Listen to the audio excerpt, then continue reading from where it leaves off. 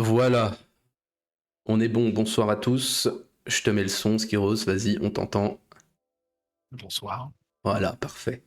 Je vérifie que tout est bon, on a bien parti en streaming, c'est parfait. Donc, on continue et on finit notre route sur la voie de la révolution industrielle où il est temps de conclure. Donc, on avait fait le début du processus, la période, on va dire, d'apparition, d'émergence ou de frémissement. On avait fait le premier 19e, donc la période où la proto-industrialisation voit ses effets appliqués sur un plan surtout technique, même si bon, on sait que c'est plus que ça. Et puis donc, on avait fait donc la seconde partie du 19e et un petit peu le début du 20e qui installe la chose et commence presque à annoncer, non pas forcément sa fin, mais plutôt un espèce de plafonnement comme tout processus, hein, si on suit la théorie des cycles. Donc on a parlé de l'apparition d'évolutions techniques, humaines, idéologiques qui accompagnent ce mouvement, qui sont tout infiniment complexes, hein, dans le sens où il est déjà difficile de déterminer ce qui est une conséquence, ce qui est une contingence, ce qui est un phénomène complètement décorrélé de la dite révolution. Donc c'est vraiment une question délicate entre d'où elle vient, ce qu'elle est, ses effets, des conséquences qui lui sont liées ou pas. Voilà, bref. C'est très difficile de circonscrire ce qui est une évolution du monde. Je l'ai dit la dernière fois, on a tendance à voir la révolution industrielle comme une naissance et une mort un peu, on oublie toute son évolution interne, et même si l'idée est toujours discutée en sciences sociales, et ben, je pense que tout le monde peut s'accorder sur le fait que la planète a profondément changé depuis la fin du 18e, sans doute plus que jamais. Et donc c'est pour ça que réussi ou pas, la communication sur le sujet est importante parce que c'est un phénomène qui se joue sur 200 ans en toile de fond, qui est souvent oublié ou pris sous des aspects voilà, restreints. Donc on a essayé de... Enfin en tout cas tu as essayé de nous faire voir un peu toutes les permanences et les ruptures, alors sur des aspects peut-être plutôt machiniques, énergétiques, voilà, même si on a essayé de parler de l'homme, de sa vie et de ses idées. Mais voilà, c'est très complexe puisque la révolution industrielle, elle fait partie de ces transitions qui accompagnent un peu l'état des sociétés sans qu'on puisse voilà, déterminer si c'est vraiment une rupture, un fait générateur, une conséquence de quelque chose qui accompagne cette espèce de monde occidental en paix pendant un siècle et qui doit donc tourner son énergie vers quelque chose. Toute l'installation de l'économie de marché, de l'idéologie libérale sous tous ces aspects commerciaux, financiers, juridiques, voilà. Et donc maintenant il est temps de conclure, même si ça ne réglera pas la problématique d'une des périodes les plus discutées par les grands intellectuels de notre temps. Voilà, donc je pense que notre cher Skiros a fait de son mieux et que c'était nécessaire et j'espère que ça a pu apporter quelque chose et je pense que ma conclusion va finalement aussi un peu répéter ou reprendre des propos de la tienne, on verra bien. Donc voilà, écoute, je te laisse le micro et je te laisse te lancer. Bonsoir Azat et je te laisse, vas-y Skiros, entretiens-nous de la chose. Merci, déjà, merci beaucoup de m'avoir laissé déblatérer un peu des choses pendant quelques heures. Et oui, bah merci pour l'introduction. Et en effet, hein, comme disait l'un et l'autre, hein, on fait ce qu'on peut avec ce qu'on a. Hein, et je vais pas essayer de faire, enfin, j'ai essayé de faire de mon mieux, on va dire. Et en effet, c'est une des périodes les plus discutées de notre histoire récente, en dehors des grands conflits mondiaux et de Napoléon, on va dire. C'est un peu quelque chose Ah ben c'est des sujets dont qui nous plus on. dépassent, comme la Seconde Guerre mondiale. Je me demande comment on peut traiter ça. Enfin, tu vois, j'avais dit pendant le bouquin, l'histoire totale de la Seconde Guerre mondiale, c'est tellement Oh, monstrueux, c'est tellement fou. c'est trop, puis là en plus on rajoute 200 ans d'histoire, la planète entière, des mondes qui se rencontrent qui n'ont pas forcément grand-chose à voir. Même si, même si finalement c'est peut-être une des périodes qu'on peut commencer vraiment à comprendre, dont on peut aussi vraiment comprendre les aspirations humaines, beaucoup plus que dans les périodes plus anciennes. Donc Je, c'est ça je- qui je est me permets de intéressant. t'interrompre juste une seconde, tu me diras pour les Oui. images, hein, Skiros. Ok. Bien sûr, bien sûr, bien sûr, Ouais, bien sûr, ça roule. bien sûr. C'est un peu les images, c'est un peu du recyclage, Ouais, de c'est plein pas de grave, trucs, mais ça m'arrive bref. aussi, t'inquiète.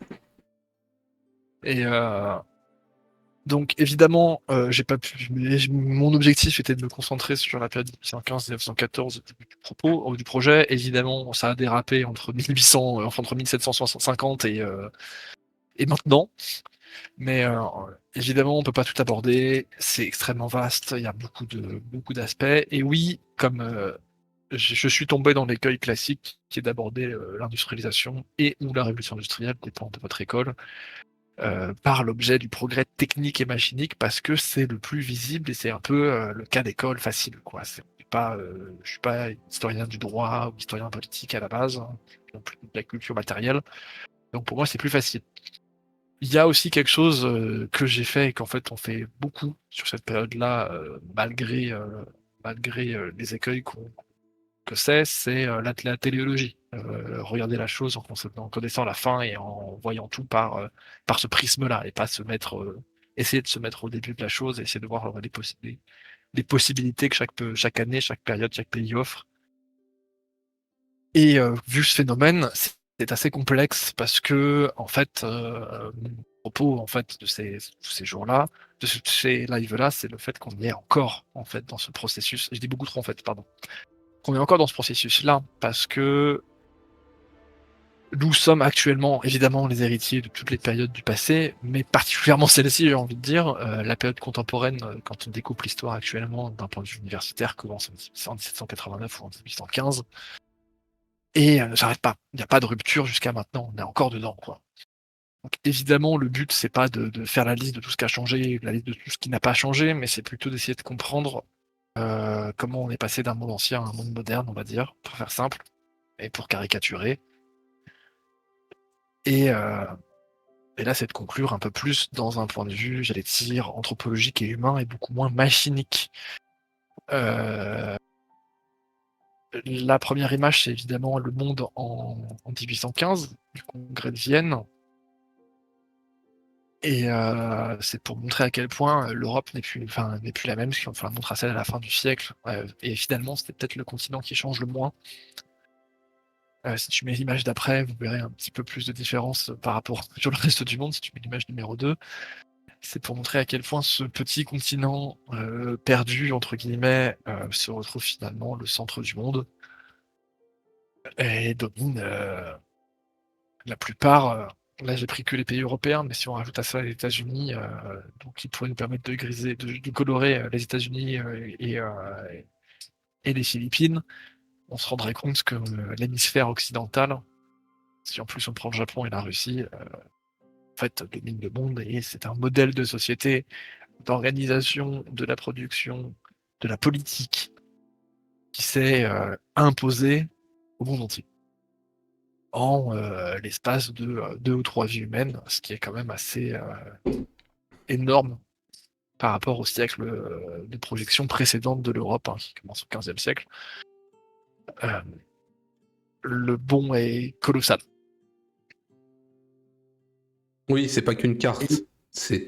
Faut comprendre qu'effectivement, derrière les couleurs, il y a ce que transportent les hommes avec eux en termes d'idées, en termes de pratiques, en termes de domination. Enfin, c'est clairement, bon, ça s'applique surtout effectivement sur l'Afrique dans la période qui nous intéresse, 19e, 20e, mais effectivement, c'est valable pour l'Inde, c'est valable pour les pays Pour qui. l'Inde, c'est Vas-y. Voilà, l'Amérique latine, tout ça. Là, on est en 1914, mais il faut se dire que en 1910, 1912, quelques années avant. Non, mais l'Amérique latine est européenne, hein, le Mexique est européen, je veux dire, voilà, il n'y a absolument aucun doute là-dessus. Le côte sud, mais voilà, un Uruguayen est au courant de ce qui se passe en Chine en 1912, alors que ça. Oui, puis faut se rendre compte que c'est pas son régime ça vient pas de soi en fait. son régime politique, tout ce qu'on veut, malgré une évolution finalement beaucoup plus précoce par l'indépendance qu'ils ont de l'Espagne et compagnie, ça n'empêche qu'ils vont évoluer sur un modèle qui est purement occidental, quoi. Il n'y a absolument aucun doute là-dessus. Voilà. Et que ça soit d'un point de vue politique, d'un point de vue économique, ils sont liés à l'Europe et ainsi de suite. Enfin, il y a quelque chose qui est assez fou dans le siècle. C'est assez rare les périodes du monde où le centre du monde est visible. Je sais pas comment le dire autrement, mais là, voilà, c'est l'Europe, quoi. Ah, mais c'est assez étrange. C'est la combinaison du hard power et du soft power à son pinacle, quoi. C'est un modèle qu'on n'a plus jamais retrouvé après. Même les États-Unis n'ont pas la puissance qu'a l'Europe à ce moment-là, quoi.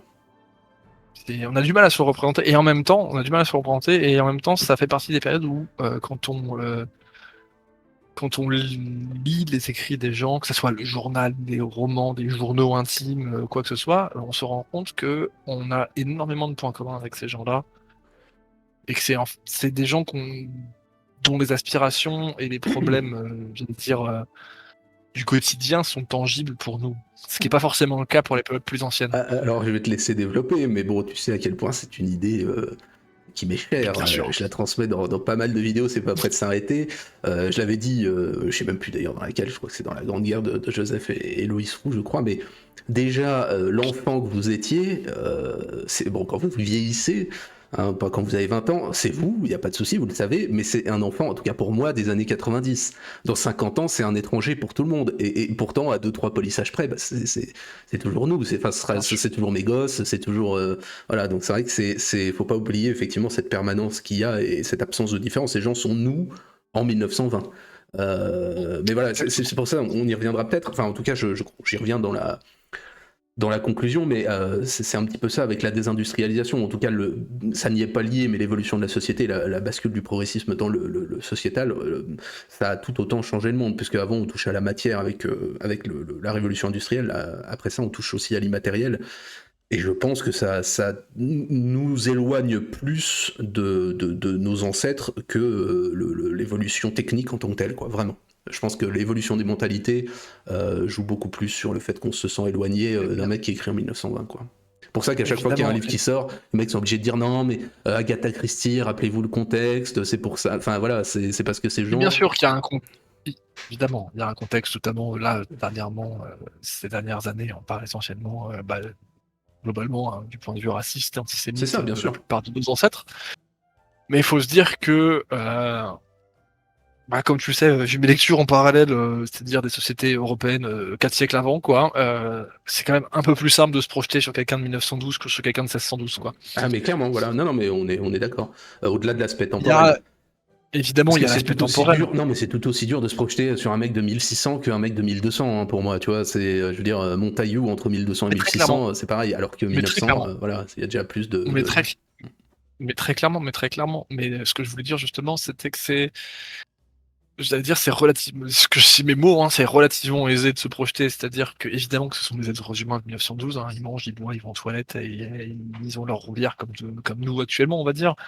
Mais le cadre de production, de juridique, le rapport au monde, notamment à l'espace et au temps, sont un peu plus similaires avec nos ancêtres d'il y a, on va dire, 1 siècle et demi, qu'avec nos ancêtres d'il y a 5 siècles. C'est un peu plus facile de se projeter. Et si on prend typiquement le cas français, c'était un peu le sujet de ma première intervention, mais le monde pré-1789 est une appréhension extrêmement floue dans le juridique, le social qui se mélange.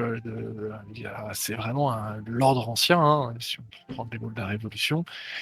C'est quelque chose qui est extrêmement étrange pour nous actuels, avec un régime façonné par 200 ans de matérialisme historique et autres politiques libérales, d'habeas corpus, de droit canon et ainsi de suite. Enfin, il y a quelque chose de beaucoup plus... C'est un peu plus facile. Je dis pas que c'est facile. Déjà que se projeter dans la psyché des gens de 1920, c'est compliqué, alors que c'était il y a à peine 100 ans. Ouais, non, mais moi je pense que, en tout cas pour moi, quand je lis un livre de cette époque-là, je me vois, entre guillemets, à cette époque-là sans aucune difficulté.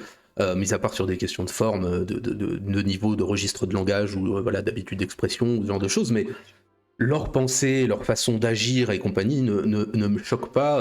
Alors effectivement, pour certains, il faut des sensitivity readers et compagnie, il faut modifier. Mais ce sont des gens comme nous, dans un monde qui est assez proche du nôtre finalement et qui sera que poli par la suite, quoi. Alors effectivement, disparition des usines, enfin voilà, la désindustrialisation, c'est encore autre chose. Plein de trucs. Mais bon. Non, mais disparition des usines, sociétés de consommation, mais globalement... il faut se dire que jusqu'au milieu du XIXe siècle, au milieu du XIXe, la conception même ne serait-ce que géographique, à quoi ressemble le pays dans lequel je vis, à quoi ressemble le monde autour de mien, de ce que je veux dire du monde vécu, hein, c'est-à-dire Ouais, bien sûr.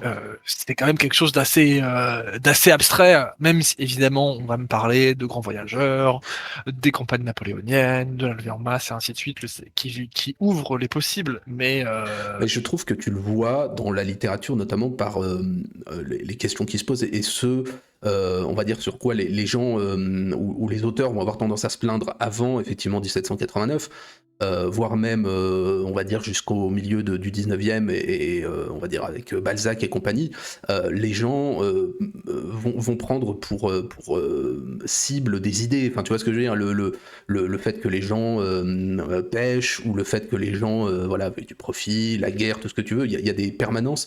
Par contre, il y a 100 ans, on se plaint déjà à peu près des mêmes choses que ce dont on se plaint Ah, aujourd'hui. tout à fait. Voilà, c'est ça Tout à aussi, fait, je trouve mais que tu vous me lisez, rapproches. tu lis Mort à crédit de Céline, pour voilà, prendre un auteur cher à Pierre. Enfin, ses parents, quand ils parlent de la vie de ses parents, ils se plaignent que le prix du journal est trop cher, que ils ont payé leurs patates, le prix n'est pas le bon. Enfin, c'est des trucs t'as l'impression d'entendre des propos des fois j'allais dire de café du commerce, mais un truc que n'importe qui dans la rue pourrait dire, quoi. Il y a un truc très quotidien, quoi. Euh, Enfin, et on parle pas de gens du prix du pain en 1730 parce que les pauvres ils ont la famine, tu vois. Il y a un truc vraiment très trivial, beaucoup plus logique que des auteurs de 150 ans avant, quoi. Donc la conception en fait globale, qu'elle soit temporelle, géographique, à partir des années 1860, 70, cette deuxième partie du 19e siècle, évidemment, selon les pays, les couches sociales et ainsi de suite, tout ça est intempéré. On peut pas faire là, on fait des grosses généralités, on met tout le monde dans le même panier, ce qui n'est pas forcément le cas.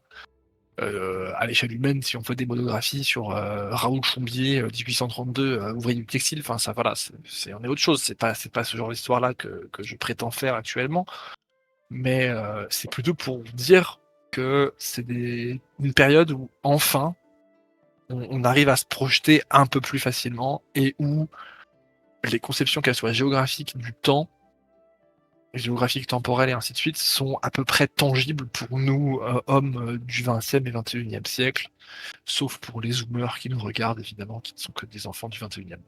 Mais bref, il y a quelque chose d'assez étrange, c'est la première fois dans l'histoire humaine, avec l'invention du chemin de fer, que on dépasse des vitesses qui étaient quasiment incompressibles depuis le néolithique. Alors figure-toi que, parce que comme tu as mis j'ai lu quand même ce que tu m'avais envoyé. Bah oui. J'ai vu le nouveau rapport au temps et à la vitesse pour aller plus loin, plus vite, Situs, Altus, Fortus. J'ai regardé les records de vitesse de bagnole. Et c'est vrai que très vite, on pète les records, parce que de 1898 à 1909, le record de vitesse, tu passes de 60 à 200 km/h. Alors c'est de l'ordre de l'anecdote, mais c'est vrai que tu vois en 10 ans à quel point la chose mais est... c'est pas si anecdotique que ça, en fait. On passe la barre des 100 km/h en bagnole avant 1900, de souvenir. Oui. Ou je crois que c'est plus ou moins 1899 ou 1900. C'est plus ou moins 1899, hein, c'est ces eaux-là, Peu quoi. importe, ouais. Et il faut se dire que pendant 3 siècles de navigation entre Christophe Colomb et la Révolution française, le bateau il met même temps pour faire Cadix Carthagène. Hein. Ah oui, non, mais t'es gentil, même depuis, tu veux dire, la fois où les mecs, Mais les pilieux sont arrivés. là, je suis sympa. Bah oui, dans les îles Mais en fait, Shetland. entre le néolithique et l'invention du moteur thermique avec la machine à vapeur, il y a des distances qui sont les mêmes. C'est-à-dire que la moyenne humaine c'est la même, la moyenne du cheval c'est la même, la moyenne du bateau c'est la même. On allait presque aussi loin, hein, quand tu vois la Polynésie et compagnie, jusqu'où les mecs sont allés. Mais bien sûr. Tu vois, on n'est pas si Évidemment. loin d'un voyage transatlantique, hein, donc clairement. Évidemment. Mais c'était des durées sur la distance qui étaient à peu près incompressibles. Enfin, on court pas plus vite en 1612 qu'en 1430. Tu vois, il y a pas personne ne penserait le contraire. Sauf qu'entre 1820 et 1920, bah, on passe de locomotives qui roulent à 30 à des bagnoles qui vont à 250. Quoi. Mais même l'homme, hein, enfin, c'est con à dire, mais le 100 mètres, tu passes de 10 secondes 60 depuis à peu près 1000 ans à 9 secondes 20. Hein. Je veux dire, c'est assez impressionnant. Même l'homme va plus vite. C'est extrêmement très con de se dire « Ah, on va plus vite », mais sauf qu'en fait, ça change tout dans le rapport à la géographie humaine. C'est-à-dire que là où tout le monde, en 1803 et en 1412, globalement, c'est ta journée de marche autour de chez toi. En 1920, avec un vélo, le bouc, il fait t'es un adulte normal, tu fais 50 bornes. Enfin, ça n'a rien à voir, en fait, en termes de distance. quintuple les choses, voire même tu le multiplies par 10, enfin selon adapté à la navigation ou à la machine, c'est encore plus énorme. On se met à l'Atlantique qui prenait 3 semaines ou 4 semaines à traverser, ça devient une affaire de 5 jours. Avec les rubans bleus après 14 et juste après les années 1920. Enfin, c'est le bond temporel est fou. Et là, je parle que de déplacement physique, mais c'est un truc que tu avais commencé à dire la dernière fois, c'est le déplacement informationnel. C'est-à-dire que à là où pendant des milliers d'années, l'information allait globalement aussi vite que l'homme, même avec le bouche à oreille et ainsi de suite, globalement, c'est des déplacements humains superposés. On se retrouve en 1980, en 1880, à pouvoir transmettre du fin fond de l'Irlande à la Nouvelle-Zélande. Bonjour, est-ce que je peux avoir du pain STP? Le tout en 3 minutes. On traverse la planète, l'information traverse la planète. C'est quelque chose qui, actuellement, pour nous, c'est habituel d'avoir des livecams du Pakistan sur TikTok. Mais dans une vie humaine, tu passes de le messager à cheval à je télécommunique par la radio. Enfin, ça n'a aucun sens, en fait, le bon mental. C'est ça qui est assez dingue. Et plus que le déplacement humain, c'est en fait le déplacement de l'information. Et ce qui change de tout ça, ce que je retiens, c'est le changement du rapport au temps. C'est une des premières générations, je sais plus quel historien disait ça, mais je pense que je tire ça de François Jarige, qui on peut pas trop taxer d'être extrême droitier On le salue. technocrite. On le salue par ailleurs. Salut, on l'embrasse. Alors, excellent historien d'ailleurs par ailleurs, beaucoup utilisé. Qui disait que c'est une des premières fois dans l'histoire de l'humanité où on espère un monde meilleur pour ses enfants et pas au mieux le même que le nôtre. Ah mais là, on entre dans un autre débat, bien entendu. On entre sur C'est la première fois où on se dit que ça ira. C'est la première fois où on se dit dans l'histoire humaine, et moi j'en suis intimement convaincu, Mais hein, je suis entièrement pas le d'accord. seul. C'est la première fois où on se dit que nos enfants vivront mieux. C'est une certitude et ça change tout. Et c'est d'ailleurs un petit peu pseudo-philosophiquement Café du Commerce ce qu'on reproche aujourd'hui aux boomers, c'est-à-dire d'être la première génération qui souhaite que ses enfants vivent plus mal qu'eux. Donc mais je trouve qu'on touche du doigt quelque chose de plus profond que juste la Café du Commerce, et c'est ça qui fait criser les boomers, hein, en tant que millénial en train de fumer sa clope de son ordinateur en slibard. Mais c'est quelque chose, on se dit. Alors, en effet, à la fin du XVIIIe siècle, quand on lit plein de choses sur la Révolution et tout, on se rend compte que les gens voulaient rêver d'un meilleur régime politique, plus juste et tout ça pour leurs enfants, mais ça s'est très vite transitionné vers quelque chose de plus matériel, on va dire.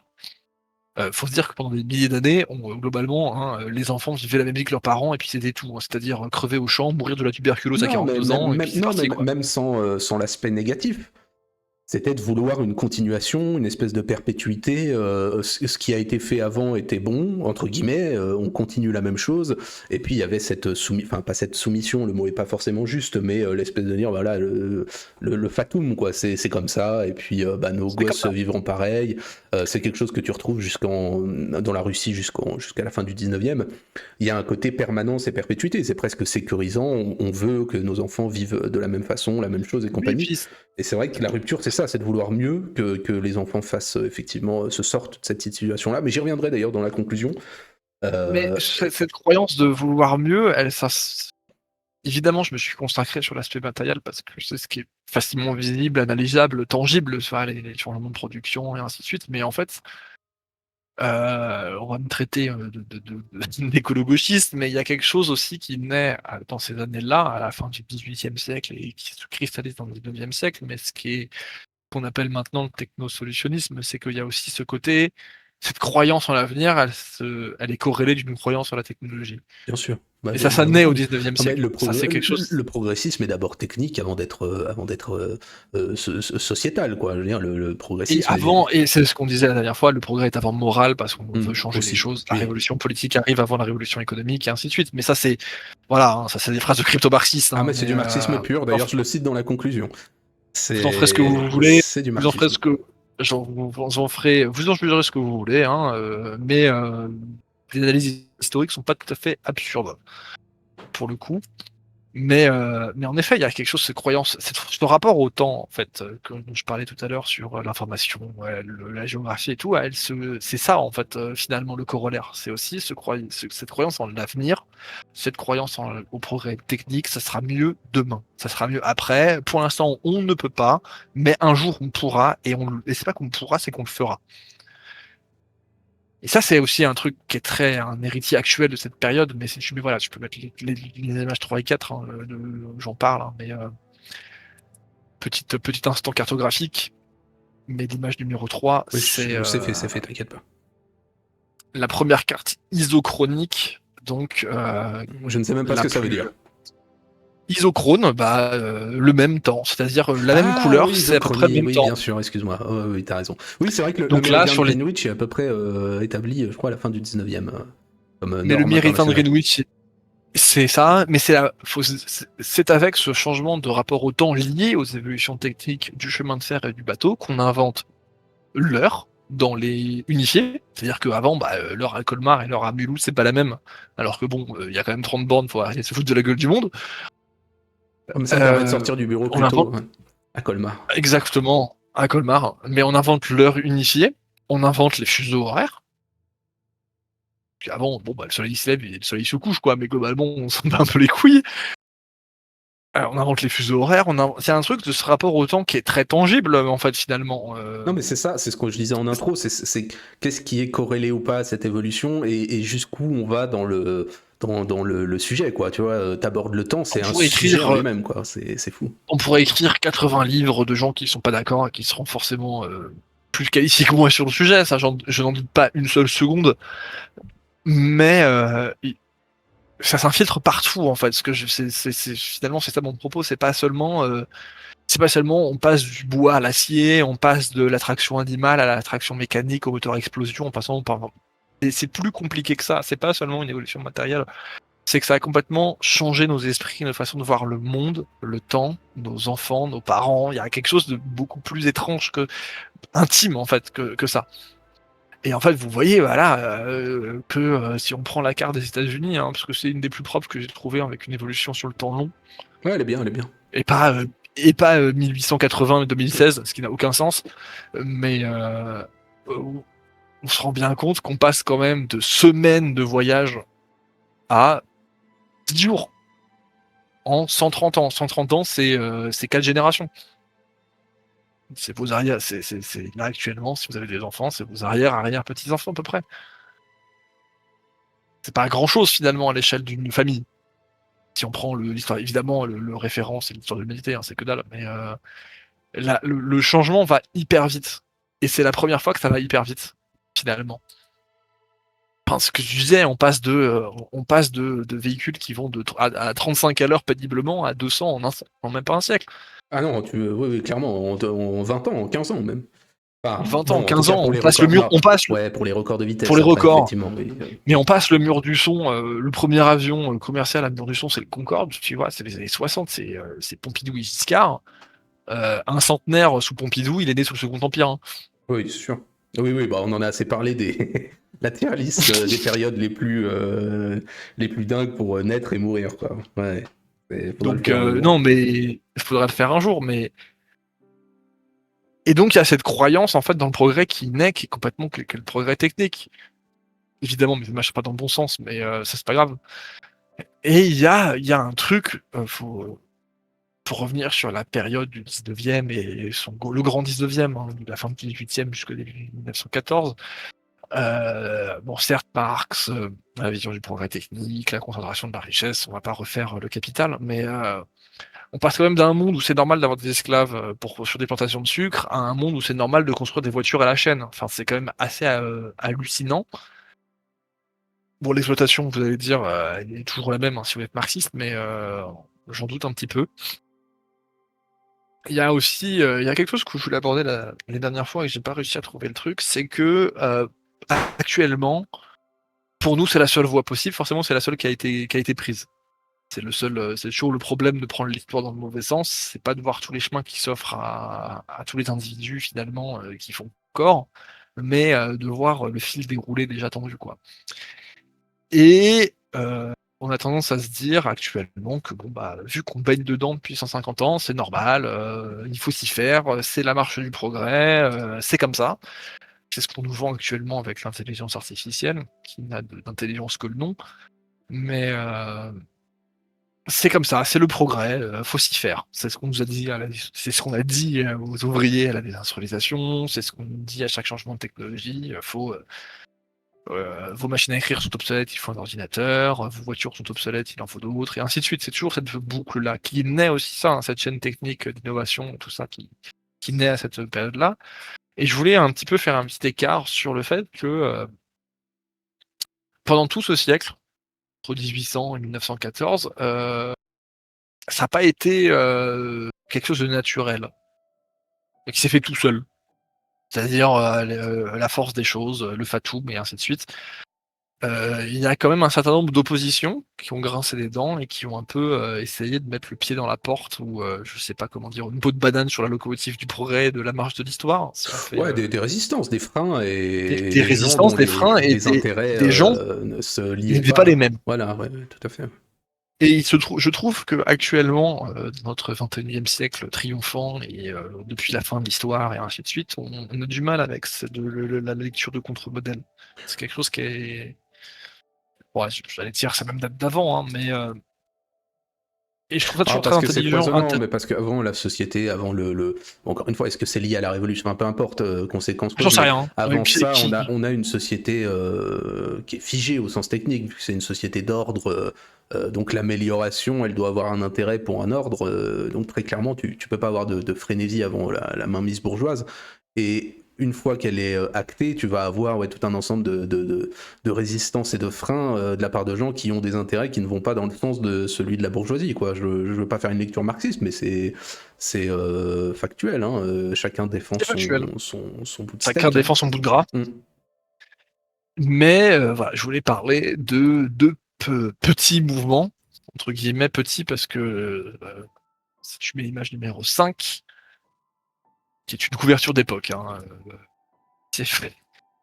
L'image est assez rigolote en soi, mais il y a une opposition dans les premières années du 19e siècle, la première décennie essentiellement, en Angleterre, chantre du progrès technique, du capitalisme débridé et de la répression policière qui ne cache pas sans vergogne. C'est quand même assez fort pour ça. On peut être très fort en colonialisme.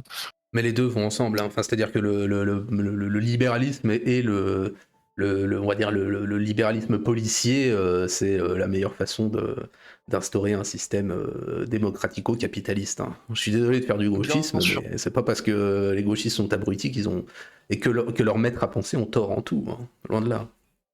Mais en tout cas, si ça ne tenait qu'à moi, Marx est un piètre philosophe, mais un très bon historien. Hein. Oui, il est surtout qu'il est dépassé hein, aujourd'hui. Pareil, j'en parle Bien tu sûr. vois, plein de choses comme ça, j'en parle dans la conclusion. On est dans le post-marxisme hein, aujourd'hui, complètement. Bien sûr. Mais je voulais parler de cette fantastique révolte totalement oubliée et méconnue, y compris en Angleterre, hein, pour le coup, alors que c'est quand même la base d'un mouvement de contestation qui dure encore aujourd'hui, hein, finalement, si on prend toutes les filiations, mais que sont les Luddites. Et en effet, ce sont des nains, car ce sont des Anglais du 19e siècle, donc ils sont mal nourris, et donc Oui. rachitiques, et Oui. donc nains. Oui. Ça aussi, un jour, faudra. Il y a ça un petit peu chez les youtubeurs de droite, le côté nos ancêtres, c'était des bonhommes. Nos ancêtres, ils faisaient 1m52, ils mouraient à 37 ans, ils avaient des constitutions de vieillards. Et ils pesaient 42 kilos aussi, Ah c'est oui. très important. Hein. Tu prends n'importe quel mec. Et ils avaient un rein qui marchait pas. Hein. Voilà, tu prends n'importe quel mec. Je l'avais dit d'ailleurs dans la tier list sur Custer, sur Little Big Horn, quand ils ont fait les trucs archéologiques, soi-disant c'était la meilleure unité militaire. Ils avaient des constitutions physiques à 30 ans de mecs de 65 ans d'aujourd'hui, quoi. Ils étaient démontés par la malnutrition et les maladies diverses et variées, quoi. Et la vie était pas la même non plus. Hein. Ah bah tu te brossais pas les dents, tu prenais pas de vitamine C, non, t'avais 32 ans. Tu mangeais pas à ta faim tu mangeais pas forcément à ta faim tout le temps, t'avais pas des légumes et des bonnes protéines. Hein. Non, c'était pas dopé à la whey et à la créatine. Je fais, excuse-moi, c'était. Non mais c'est important. Non mais c'est important de redire les choses. Nos ancêtres étaient des nains rachitiques et ils ont conquis l'univers. Ouais, c'est d'autant plus dur pour les peuples colonisés. Sachez que vous avez été soumis par des mecs de 45 kilos. Non. Non. Et avec un QI de 62. Mais, Ce qui était toujours 3 mais, fois plus que la moyenne du coin, mais bon, bref. ça fait propos n'engagent que toi, évidemment. Comme toujours sur cette chaîne, hein, bien sûr. Mais les Ludites, c'est donc une révolte, et je dis pas non pas révolution, ni grève ou émeute, hein. Enfin, c'est vraiment une révolte c'est une jacquerie, hein, mais en 1811, 1816, ça s'arrête en 1820 à peu près. Et ce sont donc des nains ouvriers anglais rachitiques qui se révoltent contre le progrès technique, parce que, comme tout un chacun sait, le progrès technique, c'est super, mais le progrès technique détruit les emplois. Et plus que des emplois, parce que c'est aussi ça un peu le corollaire de la désindustrialisation et qu'on a du mal à... D'ailleurs, c'est un sujet auquel on parle rarement, j'ai l'impression, en France, mais c'est pas seulement des pertes d'emplois et un déclassement économique, mais c'est aussi un déclassement social et politique. C'est-à-dire que ce sont des gens, les Ludites, qui se révoltent contre la mécanisation du travail du textile. Parce que dans l'ordre ancien, les corporations et le savoir-faire étaient au centre de la chose, du dispositif de production. Ce sont des choses, on ne pouvait pas employer qui l'on voulait, comme l'on voulait, où l'on voulait. Chose que les machines détruisent. C'est-à-dire que la machine, elle tourne, qu'elle soit utilisée par un enfant de 8 ans, une femme de 45 ou un homme de 30. Et plutôt que de se dire on va faire la grève et on va faire un parti politique, parce que évidemment en 1811, quand on est pauvre en Angleterre, enfin pauvre relativement, ce sont des gens qui vivent plutôt bien par rapport à la paysannerie dégueulasse, sans offense pour la paysannerie, on embrasse Ziglo, mais ce sont des gens qui quand même n'ont pas le droit de vote. Parce que comme toute bonne démocratie libérale, le droit de vote se fait que quand on paye assez d'impôts. Une bonne chose, En brut. monseigneur. Pas en brut, hein, pas en proportion. Et évidemment, je peux rentrer dans les images. Et les Ludites, si je mets l'image numéro 6, ont un superbe mode d'action qui est détruire les machines et pendre les patrons. Alors, ils vont surtout faire la première chose et brûler les usines. C'est-à-dire, plutôt que de protester place de la Bastille à Paris en disant qu'on n'est pas content, on va dans l'usine et on pète tout. Évidemment, vu que nous sommes dans un pays géré par des gens de bien, la dégradation de propriété privée est évidemment passible de mort et l'armée sera envoyée pour mater ses gueux. Mais pourquoi je veux parler des Ludites ? C'est que c'est la première fois dans l'histoire, et pourtant ça arrive très tôt dans le siècle, hein, on est en pleine guerre napoléonienne et juste après. Hein. C'est que c'est la première fois qu'une classe sociale, et pas un individu, un philosophe tout seul dans son château qui n'est pas content, qu'une classe sociale entière, c'est donc celle des artisans du travail de la laine au début, puis du coton, qui vont se révolter contre pas quelque chose qui est seulement une perte de salaire. C'est une déclassement. C'est ça qui est un peu compliqué aussi des fois à mettre en place parce qu'actuellement on raisonne en termes de grille salariale, de pouvoir d'achat et ainsi de suite. Bah, il y a surtout Là, c'est une perte de position. il y a surtout la création d'une classe moyenne tampon, hein, qui est dans notre monde actuel presque le bouchon qui bloque tout, hein, très clairement. Hein, entre les plus riches et les faut se dire. Bon, bref. Vas-y. Exactement. Oui, mais il y a de ça. Mais il faut dire qu'on passe d'une classe qui était l'équivalent d'une classe moyenne un peu tampon, qui était celle des artisans plus ou moins spécialisés, que ce soit le travail du textile, la forge, tout ce que vous voulez. Hein, ça allait dans tous les domaines. Hein. Les clercs de notaire et ainsi de suite. Non, mais ça existe encore aujourd'hui. Hein. Tu le vois, tu sais, avec les agriculteurs, les routiers ou certains corps de métier qui sont encore capables, par leur action, de montrer une certaine solidarité. Pour des nuisances. Ouais, mais puis même une solidarité d'identité socio-professionnelle. Surtout les agriculteurs, c'est vrai que c'est d'ailleurs ce qu'on peut leur reprocher, parce que ça reste souvent confiné à eux. Mais oui, on en avait parlé une fois, mais c'est vrai que ça existe encore. Mais oui, c'est très. Ça existe encore, mais c'est extrêmement. Bien sûr, mais il y a un peu ce côté-là actuel qu'on retrouve de révolte qui est purement corporatiste, finalement.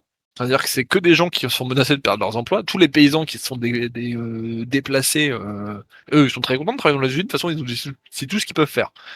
Mais les gens c'est pas qu'on détruit seulement leurs emplois et ils perdent du salaire. En disant, je gagnais 13 shillings par mois, maintenant je ne gagne que 9. C'est aussi tout la position sociale, en fait, qui a du mal à être... Ce déclassement-là, économique, il est très petit par rapport au déclassement social de je suis une classe entière de population qui a un savoir-faire, qui a une image publique, qui a une place dans la mosaïque sociale de l'époque, qui disparaît.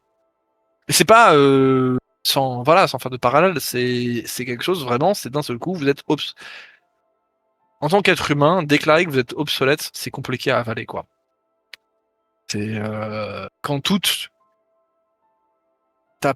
ton humanité, entre guillemets, ta place dans la société se résume à ton savoir-faire, ce qui est le cas, en fait, du monde ancien, des corporations, Ouais. de ces savoir-faire-là, Oui, puis quand tu le perds, disparaît, t'as plus rien, hein. Je veux dire, là, ça t'as plus rien. t'as pas de chômage, hein.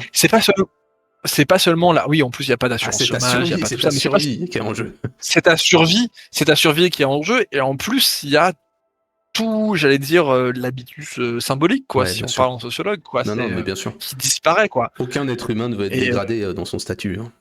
mais ça me fait penser à ce que tu racontais sur les cadets, tu vois. Il y a un peu ce truc-là, quoi, de classe sociale qui n'existe plus, Tout à d'un seul fait. coup, de Ouais, disparition, en fait, ouais, d'un monde, ouais, et, clairement. d'un monde, et Pour en des fait, individus, c'est à ça de leur monde, quoi, en tout cas. de leur monde en tout cas, et c'est à ça qu'on assiste en fait dans ces premières années du 19e en Angleterre, et ce qui va se retrouver un peu partout en Europe et dans le. C'est pour dire à quel point en fait ce processus on nous le vend comme ah c'est super, oui bon il y a des ouvriers, des enfants qui travaillent, mais à l'échelle humaine c'est pas vécu comme ah trop bien on produit plus de charbon que le voisin, c'est beaucoup plus compliqué que ça, et à l'échelle humaine t'es pas du tout en mode ah trop bien on a baisé les luxembourgeois sur la production de clous, enfin ça n'a aucun sens de penser comme ça, c'est un truc de tableur Excel qui n'existe pas en fait pour les êtres humains. Tu te remets dans leurs proportions, dans leur point de vue, quoi, dans leur truc de vécu social, de vécu humain. Ah non, mais C'est nous d'un seul sommes coup, d'accord, hein. Non, mais on prend des dizaines de personnes et en fait, on les jette à la poubelle. Et évidemment, ça va mal se passer. Hein. Ils vont détruire des usines, ils vont prendre des patrons, ils vont cramer des trucs. Et évidemment, on va envoyer l'armée parce qu'il faut quand même protéger le capital des gens de bien. Et c'est la limite gauchiste, mais ça reviendra beaucoup hein, dans le truc. Il y a quelque chose, c'est un peu le. Actuellement, c'est un peu revu à la sauce technocritique, on va dire. C'est comme ça qu'on dit actuellement, je crois. Dans le sens où ce sont des gens qui s'opposent au progrès technique par humanité, dans le sens où c'est pas seulement un problème économique, de déclassement de salaire et de perte d'emploi, c'est aussi la disparition entière de classe sociale, de savoir-faire, de tout ce que vous voulez. Hein. Vous pouvez le prendre sous plein de points de vue différents, mais ce sont des gens qu'on a complètement déraciné de toute chose et qu'on a coupé de toute forme aussi de fierté d'humanité quoi. Et c'est le début de quelque chose qui va devenir le mouvement ouvrier anglais, le droit de vote et tout ça, mais c'est une révolte complètement de forme paysanne finalement. Et c'est aussi une réflexion finalement a posteriori, parce que maintenant le ludisme, Ned Ludd, hein, c'est le, je reviendrai en parler un jour, mais Ned oui, Ludd, avec c'est un peu plaisir. Ouais, ouais, non, c'est un sujet très intéressant, vachement mal connu, et il y a plein de choses à dire. Ouais. Moi-même, d'ailleurs, je connais pas grand-chose, mais Ned Ludd étant un personnage fictif dont se réclamaient ces ouvriers là, mais qui va en fait faire émerger toute une famille de pensée au XXe siècle, de gens qui sont contre le progrès technique finalement, en disant que il y a déjà quelque chose dans la réflexion de ces gens-là, de ces hommes révoltés, et femmes par ailleurs, révoltés, qui posent la question de la dépendance à la machine, et alors les ludites de l'époque, c'était plutôt la dépendance à un patron. L'école de pensée suivante, ça sera plutôt par rapport à la technique et au progrès technique, mais il y a quelque chose d'assez intéressant là-dedans. c'est intéressant aussi parce que tu passes de la jacquerie, qui est un mouvement plutôt paysan, même s'il y a eu des jacqueries urbaines, où il y a eu des Étienne Marcel ou tout ce qu'on veut, mais tu passes d'un mouvement qui est une révolte avant tout paysanne, parce que la société est paysanne, à l'annonce de ce que va devenir la contestation future, qui est plutôt une contestation urbaine, hein, et qui sera d'ailleurs quasiment toujours une contestation urbaine à partir du 19e. Exactement, et c'est la première grande contestation finalement, même si elle n'aura que peu de conséquences, parce que tout ça sera complètement maté dans l'ordre, et le sang, et le bagne, et la déportation d'Australie. Mais oui, c'est un peu un point de départ finalement du mouvement ouvrier, alors que les acteurs ne sont pas des ouvriers finalement. Le prolétariat, comme on va le concevoir dans les décennies suivantes, n'existe pas. Il est en train de naître. de ce flou entre fin de société paysanne et début de société industrielle. Il y a quelque chose assez, voilà, d'assez, mais il y a un petit corollaire français, assez intéressant qui est un peu différent. Je mets image numéro 7, hein, nos Lyonnais, À nos ouvriers de la soie. nos ouvriers de la soie qui c'est un peu différent des ludites anglais parce qu'ils ne se battent pas pour la destruction d'un modèle social, mais pour c'est clairement une lutte de déclassement. Ce sont des artisans qui travaillent «à leur compte» entre guillemets, pour le compte de quelqu'un. Donc en gros, des auto-entrepreneurs, exploités par un entrepreneur plus gros, si on fait la comparaison du XXIe siècle, qui vont se battre et se soulever pour réclamer, si on parle en termes du XXIe siècle, ça serait une convention collective et un encadrement des prix. Dans les faits, ça se passe, avec des barricades, des fusils et des morts. Et leur slogan, hein, sera donc «Vivre en travaillant ou mourir en combattant», et on a, l'émergence aussi de quelque chose qui venait avec la Révolution, qui est, une voix, un vote, et ce fameux droit, à l'insurrection, mais qui est finalement extrêmement intéressant dans la construction de ce qui va devenir la République dans laquelle nous vivons, hein, c'est-à-dire, l'être humain, qui travaille et qui contribue au bonheur collectif, à ses droits et ses devoirs, et si ses devoirs ou ses droits sont contestés, il se révolte. Et voilà, je vois ce que dit Azat, hein, les patrons de la soie diminuent. C'est pas des ouvriers en fait, là, c'est ce que dit Azat, c'est assez intéressant sur la date et tout ça, mais c'est pas des ouvriers. Ce sont des gens qui sont propriétaires de leur machine de production. Et c'est ça aussi qui est très intéressant au XIXe siècle, dans la bascule d'un monde ancien à un monde moderne. C'est la fin, pour la grande majorité des gens, au fur et à mesure, ça va se passer plus ou moins rapidement selon les secteurs, les pays, les régions. Mais la fin d'un monde de l'autoproduction centré sur un, on va parler en économiste chiant, hein, mais la fin d'un monde d'autoproduction où les gens produisent ce qu'ils mangent, ce qu'ils mettent comme vêtements, comme chaussures, ou comme maison, à un monde de consommateurs et d'ouvriers. Et ça, c'est un corollaire de la production en série, c'est le siècle qui invente le consommateur, qui invente une société de consommation dans laquelle nous sommes toujours. Et Canu est en quelque sorte comment dire, un avatar de ce flou, c'est-à-dire inséré dans une production industrielle de masse, mais étant toujours propriétaire d'un certain savoir-faire, et notamment de ses outils de production. Parce que le Canut, tous les Canuts de 1830 qui se révoltent, il y en a eu plusieurs, hein, des révoltes des Canuts, après il y a eu des grèves, après il y a eu plein, il y a eu le mouvement social lyonnais et de Stéphanois est riche, mais le Canut qu'on voit sur l'image est propriétaire de son métier à tisser. Ce qui n'est pas le cas des ouvriers anglais de 1816 qui ne sont pas propriétaires des machines, par exemple. Et c'est ce fou-là de cette première décennie du 19e qui fait que l'industrie a pu manger ses enfants et jouer là-dessus. C'est voilà, c'est les périodes, comme disait l'autre, hein, les périodes de troubles sont propices à l'éclosion de monstres. Et les premières années du 19e, c'est un peu ça, quoi. Je sais pas si tu m'entends toujours. Oui, bien sûr, si, tout à fait, tout à fait. Non, non, mais je t'écoute, hein, t'inquiète pas. Juste que j'interviens que si j'ai quelque chose à dire. Et c'est cette invention qui est intéressant, si on reprend sur le temps long et un visage un peu plus, j'allais dire, global. On va dans ces décennies qui inventent le libéralisme économique, jusqu'à qu'il trouve sa forme à peu près, j'allais dire canonique et classique dans le milieu du siècle. En France, c'est vraiment les années du Second Empire, hein, qui vont faire ça, qui vont un peu légiférer sur, que va être la grande industrie, la moyenne industrie, l'artisanat, qui va un peu cloisonner tous ces trucs-là, et d'où nous sommes toujours héritiers, hein. C'est ce que nous on décide comme étant le luxe, le pas luxe, la production main, la production pas main, se fait dans les années 1850, 60, 70. au 19e, hein, pas, et on est encore héritier de ça, hein, finalement, dans notre rapport aux objets, à la matérialité des choses.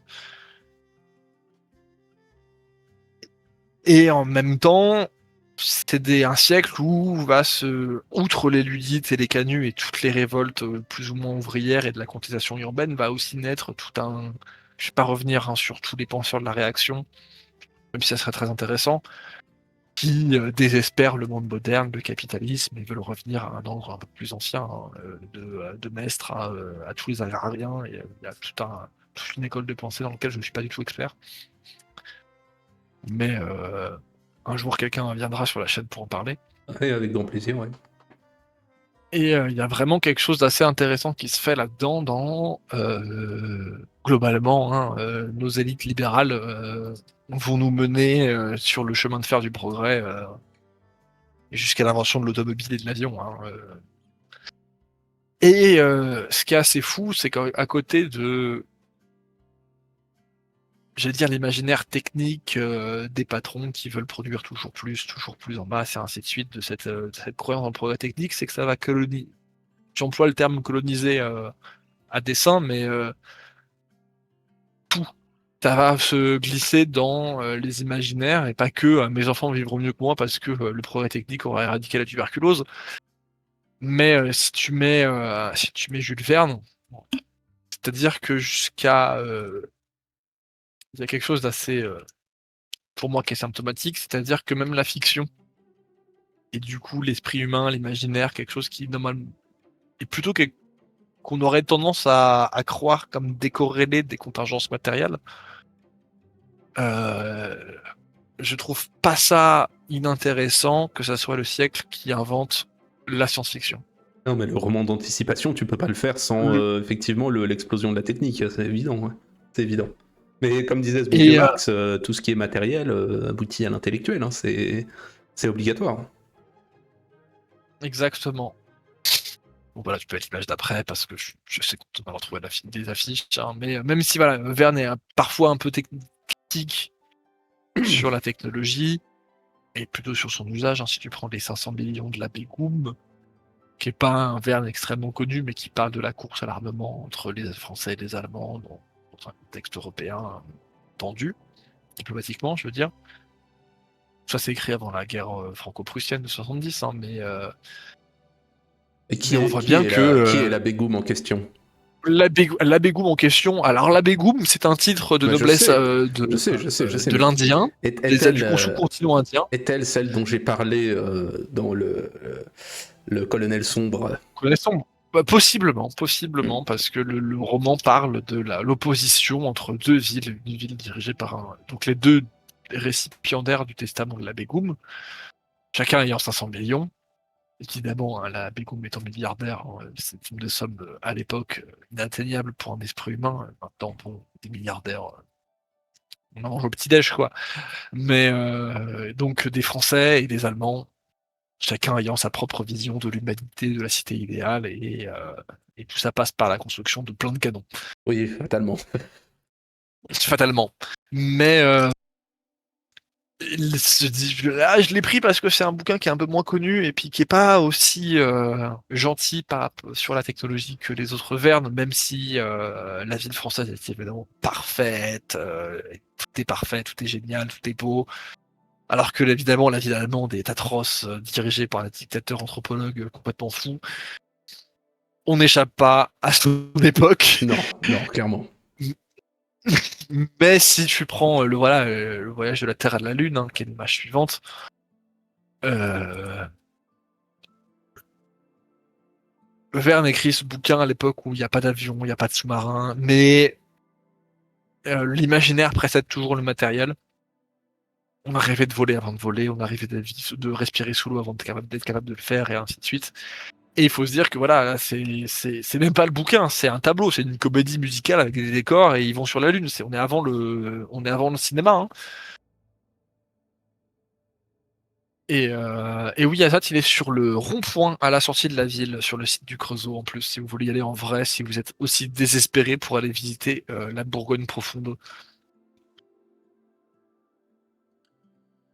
Et la colonisation des imaginaires, et qui passe aussi par la colonisation, j'allais dire de l'Afrique, mais tout, quand on lit la littérature d'anticipation du milieu du siècle, on a globalement tout ce qui se passe dans le demi-siècle d'après, ce qui est assez dingue. En dehors du voyage spatial, mais que ça soit l'avion, le sous-marin, la colonisation africaine ou asiatique, ces gens-là, ils l'ont rêvé avant de le faire. Et encore maintenant, on nous parle d'aller sur Mars. Et si on suit le théorème, on va y aller. Bon, il se trouve qu'il y a peut-être d'autres freins actuellement, mais ça, c'est un autre problème.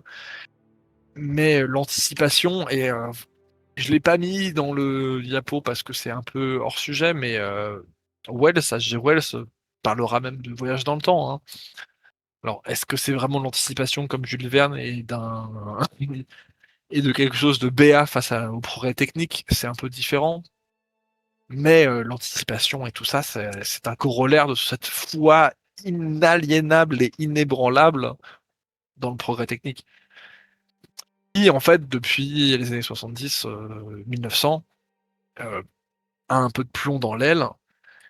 Et il y a un autre petit corollaire qui est assez rigolo et qui est pas très connu, mais qui commence à l'être dans tout un process d'histoire environnementale qu'on ne fait pas, qui est, je m'exprime très mal, je suis désolé, hein, mais en dehors de cette foi intense dans le progrès technique, il y a et la science-fiction et le rêve de faire des usines toujours plus grandes où travaillent de plus en plus d'ouvriers à la chaîne et qui est, à mon sens, un petit peu sordide. Il y a aussi un corollaire de cette progrès technique et de cette révolution industrielle, excusez-moi, qui est aussi quelque chose dont je n'ai pas tant abordé, mais dont j'avais un peu parlé quand je parlais de l'exploitation de l'énergie animale. C'est que l'exploitation des énergies fossiles, que ce soit le charbon puis le pétrole et ensuite l'électricité, mais également tout le progrès technique, est vu comme libérateur pour l'homme, qui va se libérer de tâches difficiles, même si, entre nous, travailler à la chaîne dans les usines Ford de Détroit en 1912 me semble être un travail difficile, complètement aliénant et débilisant, et pas beaucoup plus libérateur que le fait de travailler dans les champs en 1832, c'est que ce progrès technique va être vu comme une sauvegarde et un moyen de protection de 1. La nature, 2. Les animaux. Ce qui est assez étrange au vu du discours écologique actuel, enfin actuel, depuis les années 70, hein. C'est-à-dire que, si tu mets l'image numéro 11, ce fantastique tableau de Théodore Rousseau, peintre méconnu, dont la À contribution à juste l'histoire de titre, l'art est... d'ailleurs. Ah, juste, c'est pas très bien. C'est atroce. Moi, je n'aime pas du tout. Après, chacun. Vous me direz les goûts, les couleurs, on discute pas. Je trouve que si vous aimez, vous avez des goûts de merde. Mais ça, c'est un autre problème. Théodore Rousseau n'est pas tant connu pour sa création d'un style qui est ce qu'on va appeler l'école de Barbizon, mais pour la première protection de la nature moderne, parce que c'est suite à sa mobilisation et à tout son réseau d'artistes et de, on va dire, personnes plus ou moins bien introduites dans le régime en place, vont faire que la forêt de Fontainebleau en 1851 sera le premier parc naturel moderne de l'histoire de France. Donc, en effet, c'est une mobilisation d'artistes qui sont peintres de paysages. Donc aujourd'hui, ça prêterait à sourire. À l'époque, c'était un peu plus impactant, faut le croire. Mais ces gens-là vont s'ériger parangon de la protection naturelle pour des raisons purement, esthétiques, c'est-à-dire pouvoir continuer à peindre de la forêt, et 2, faut aussi se rendre compte que, y compris dans les années de l'industrie triomphante et des grandes mines, l'industrie forestière détruit encore beaucoup le paysage. C'est quelque chose dont on a un peu forcément du mal à se rendre compte quand on voyage en France, mais la, comment le dire, la taille de la forêt en France est inversement proportionnelle à l'exploitation minière. C'est-à-dire que plus on exploite les mines, plus il y a de forêt. Et c'est quelque chose de voulu. C'est-à-dire que quand le bois est la seule ressource pour se chauffer, construire, fabriquer des objets, eh ben on coupe des arbres, quoi. Donc il y a moins de forêt. Alors que quand on se met pour se chauffer, fabriquer des objets, utiliser des objets qui viennent des ressources qui viennent du sous-sol, eh ben il y a plus de forêt partout en France. De la même manière, ce progrès technique, donc l'usage des énergies, pour faire simple, fossiles, et je parle pas en tant qu'écologiste forcené, hein, je dis juste que c'est un état de fait, hein. On passe d'une exploitation de la force animale et de la forêt à une exploitation du charbon pendant ce siècle. Ça, c'est factuel, tout le monde est d'accord avec ça, c'est un fait. La première société de défense des animaux en France, ce qui va devenir l'actuelle SPA, et on embrasse Brigitte Bardot, hein. Si tu mets l'image numéro 12. Ouais, on l'embrasse pas trop quand même, hein, parce que. C'est sur la dur. bouche, On embrasse hein. la Brigitte Bardot des années 60. Voilà. La société donc là vous avez une image qui doit dater de 1902 de souvenir, se crée parce que des gens de bien trouvent, parce que c'est un truc d'un peu de gens de bien, hein, se préoccupent du sort des chevaux de trait.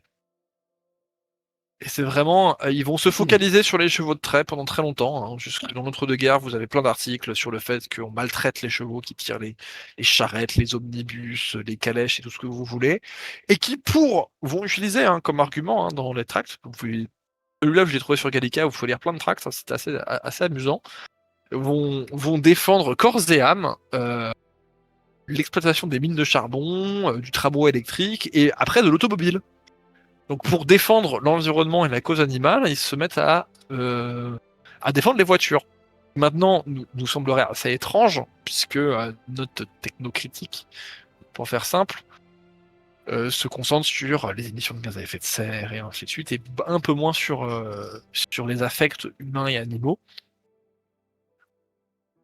Et donc il y a vraiment un peu un double mouvement qui est assez étrange pour nous autres du 21e siècle, biberonnés aux théories écologistes. Après, chacun pense ce qu'il a envie.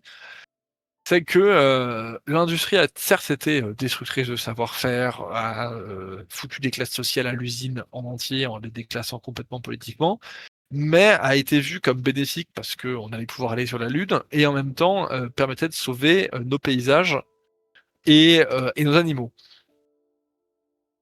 Évidemment, vu de notre 21e siècle, il y a quelque chose qui nous prête à sourire, c'est que c'est cette espèce de béatitude face à la technique, ça sera forcément mieux. Il y a plein d'illustrations que je vous ai pas mis, qui sont dans les journaux sur que ça aille de la rue du futur au musée de demain avec des tapis roulants, des téléphériques, des machines qui font tout.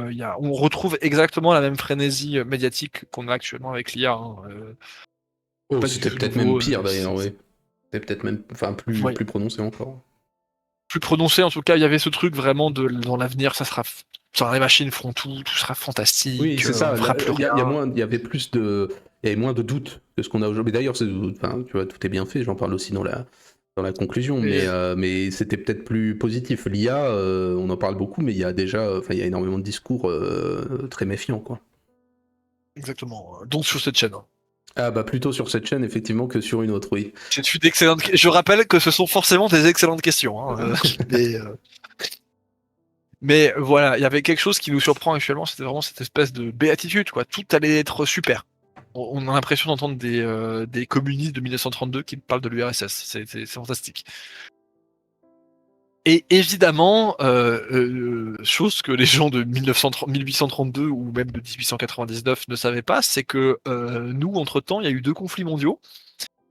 Donc si tu mets l'image d'après, et donc j'ai mis des images uniquement de la première, et pas de la deuxième, parce que bon, je trouve que la première fracasse déjà assez bien les idéaux. Oui, et puis c'est la première. On va pas se la taper, on va pas se taper non plus de toutes les guerres.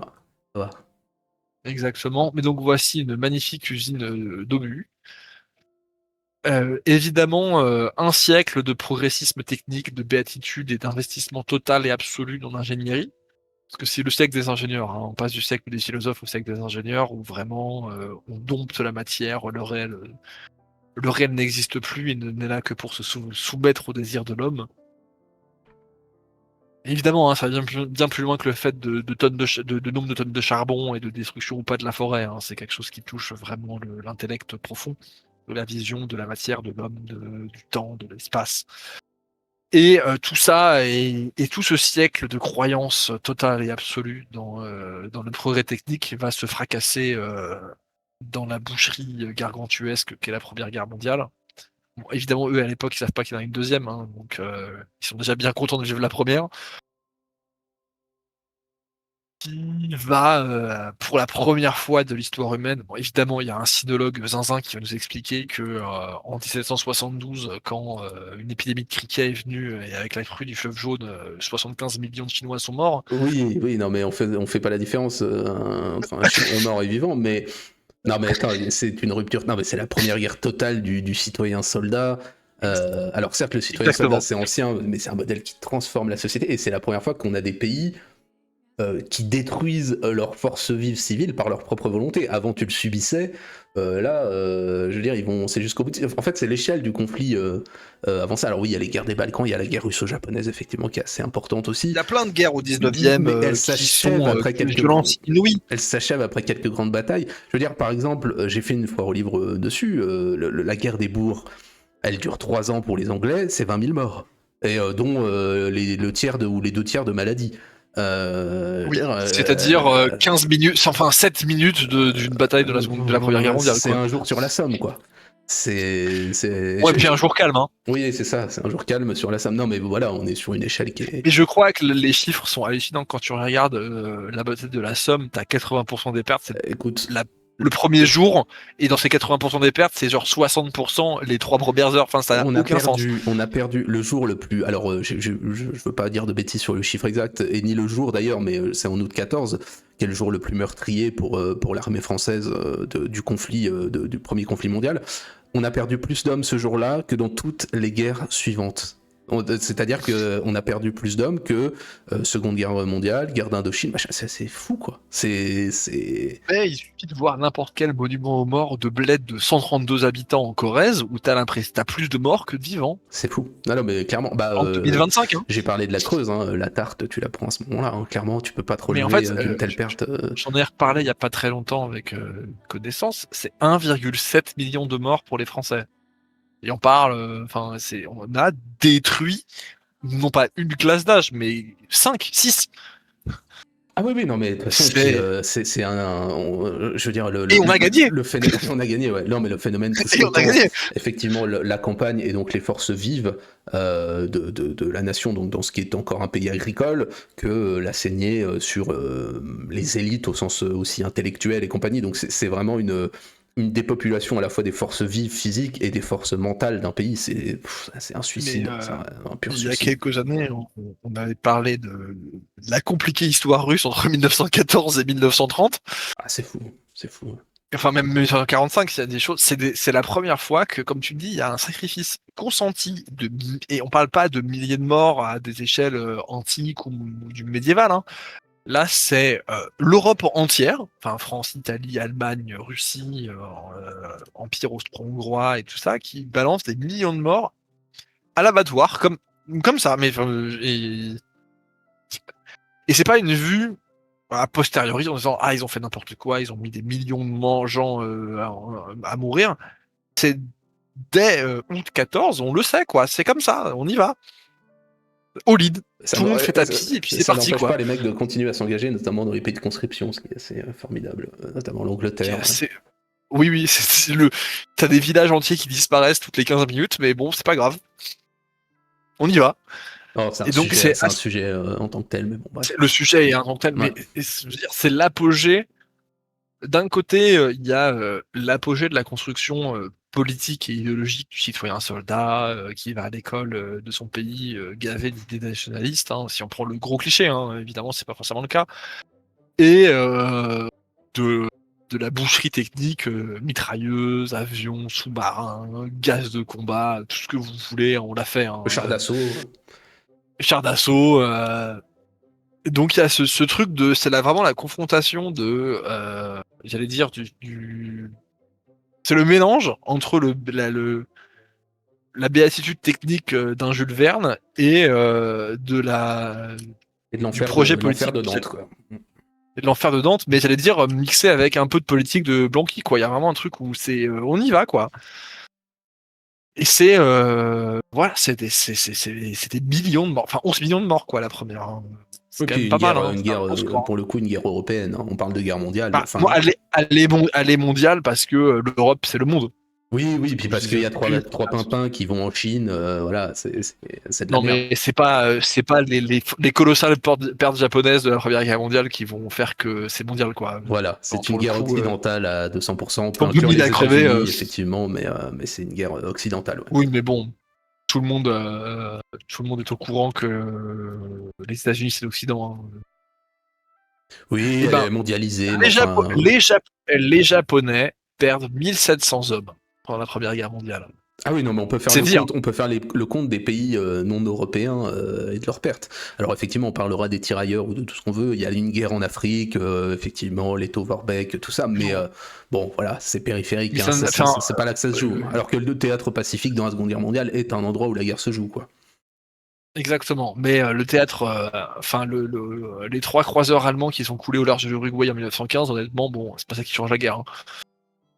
Alors que pendant ce temps-là, on balance 400 000 morts sur l'Argonne, bon. Non, mais tout à fait, non, c'est une guerre européenne, très clairement, il Donc n'y a c'est un pas de truc qui est là-dessus. assez intéressant, c'est vraiment, et ça montre en fait que l'Europe est aussi tristement, hein, le centre du monde. C'est que c'est là où ça se passe. C'est pas seulement là où se créent les idées, les usines, la force productrice, le moteur du monde de cette époque-là. C'est aussi là où il va essayer de se détruire. Ah ben Évidemment, oui, mais c'est ce que tu disais de la citation de Paul Valéry, là, les civilisations qui sont mortelles. Le slogan maintenant, c'est plutôt de dire qu'on est des civilisations qui sont mortelles pour elles-mêmes, quoi. C'est ça qui est très drôle. exactement. Que la civilisation est devenue une menace pour elle-même, quoi. On est passé d'une foi vraiment presque sans faille, hein, et voilà, j'insiste là-dessus, hein, parce qu'il y a vraiment quelque chose notamment la deuxième partie du 19e jusqu'en 1914, où vraiment il y a un truc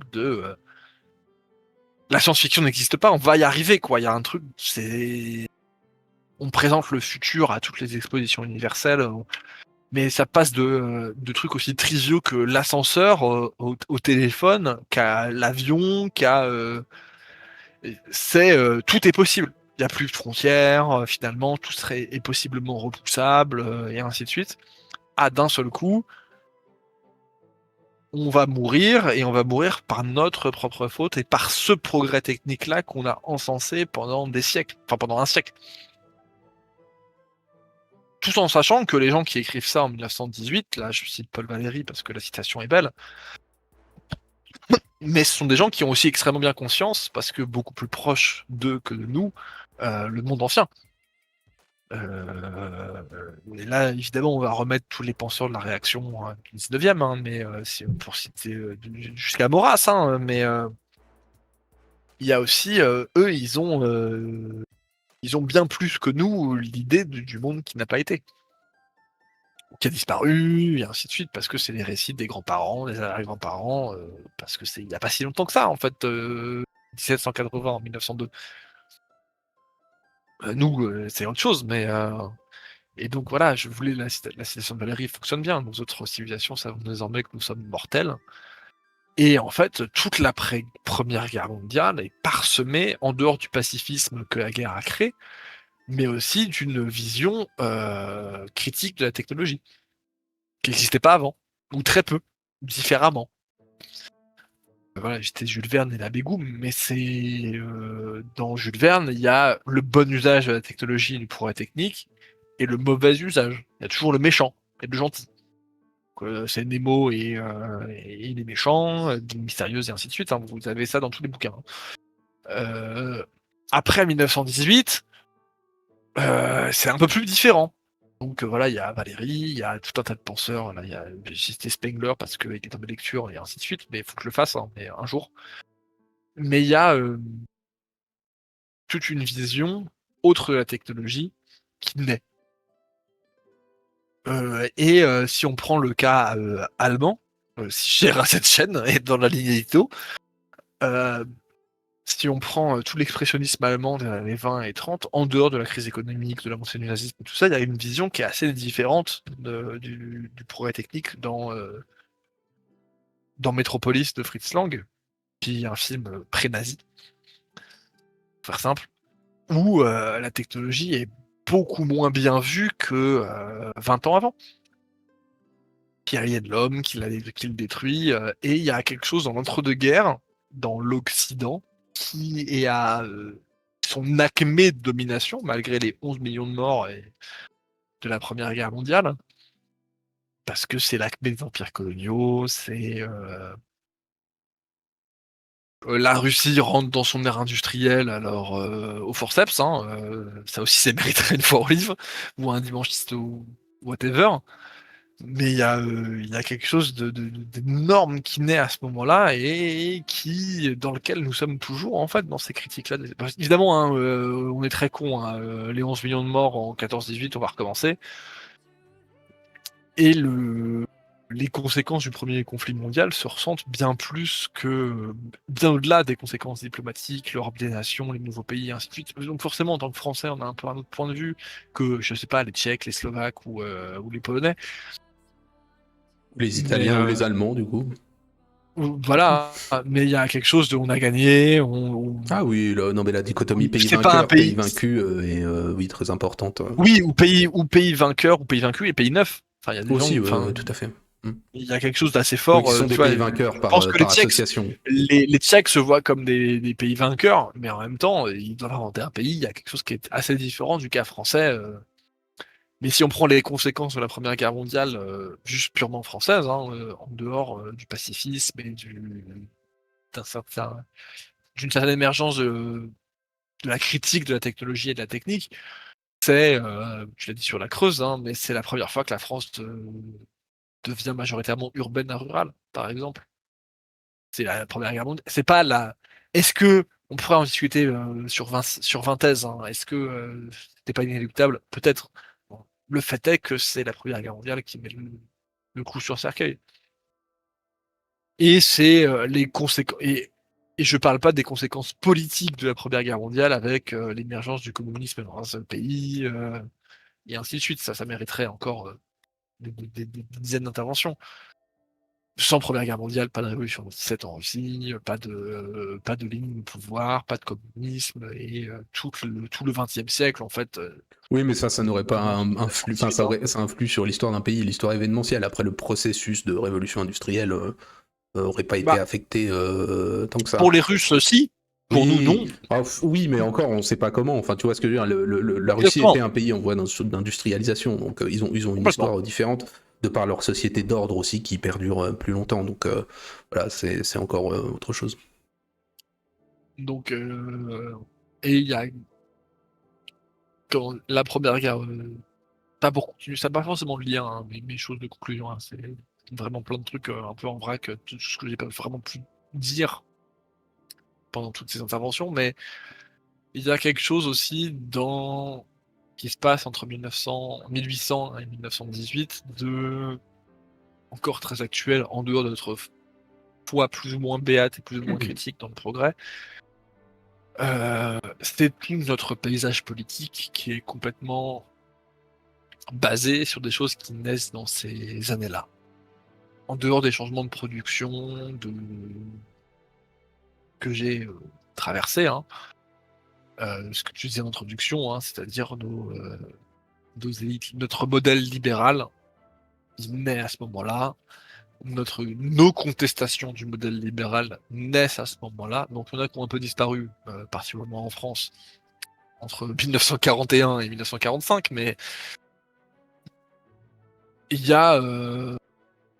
J'ai pas mis son portrait, mais le livre qui fait passer Napoléon III de parvenu suisse en exil à superstar en France, c'est un bouquin sur ses distinctions du paupérisme. C'est un livre sur la fin de la question sociale. Et ce qu'on appelle la question sociale jusqu'en 1914, terme qui a parfaitement disparu après la Première Guerre mondiale, c'est quand même le problème de qu'est-ce qu'on fait de ces ouvriers. Les changements de production économique entraînent des changements de population, terme classe de travail, on passe de paysans à des ouvriers.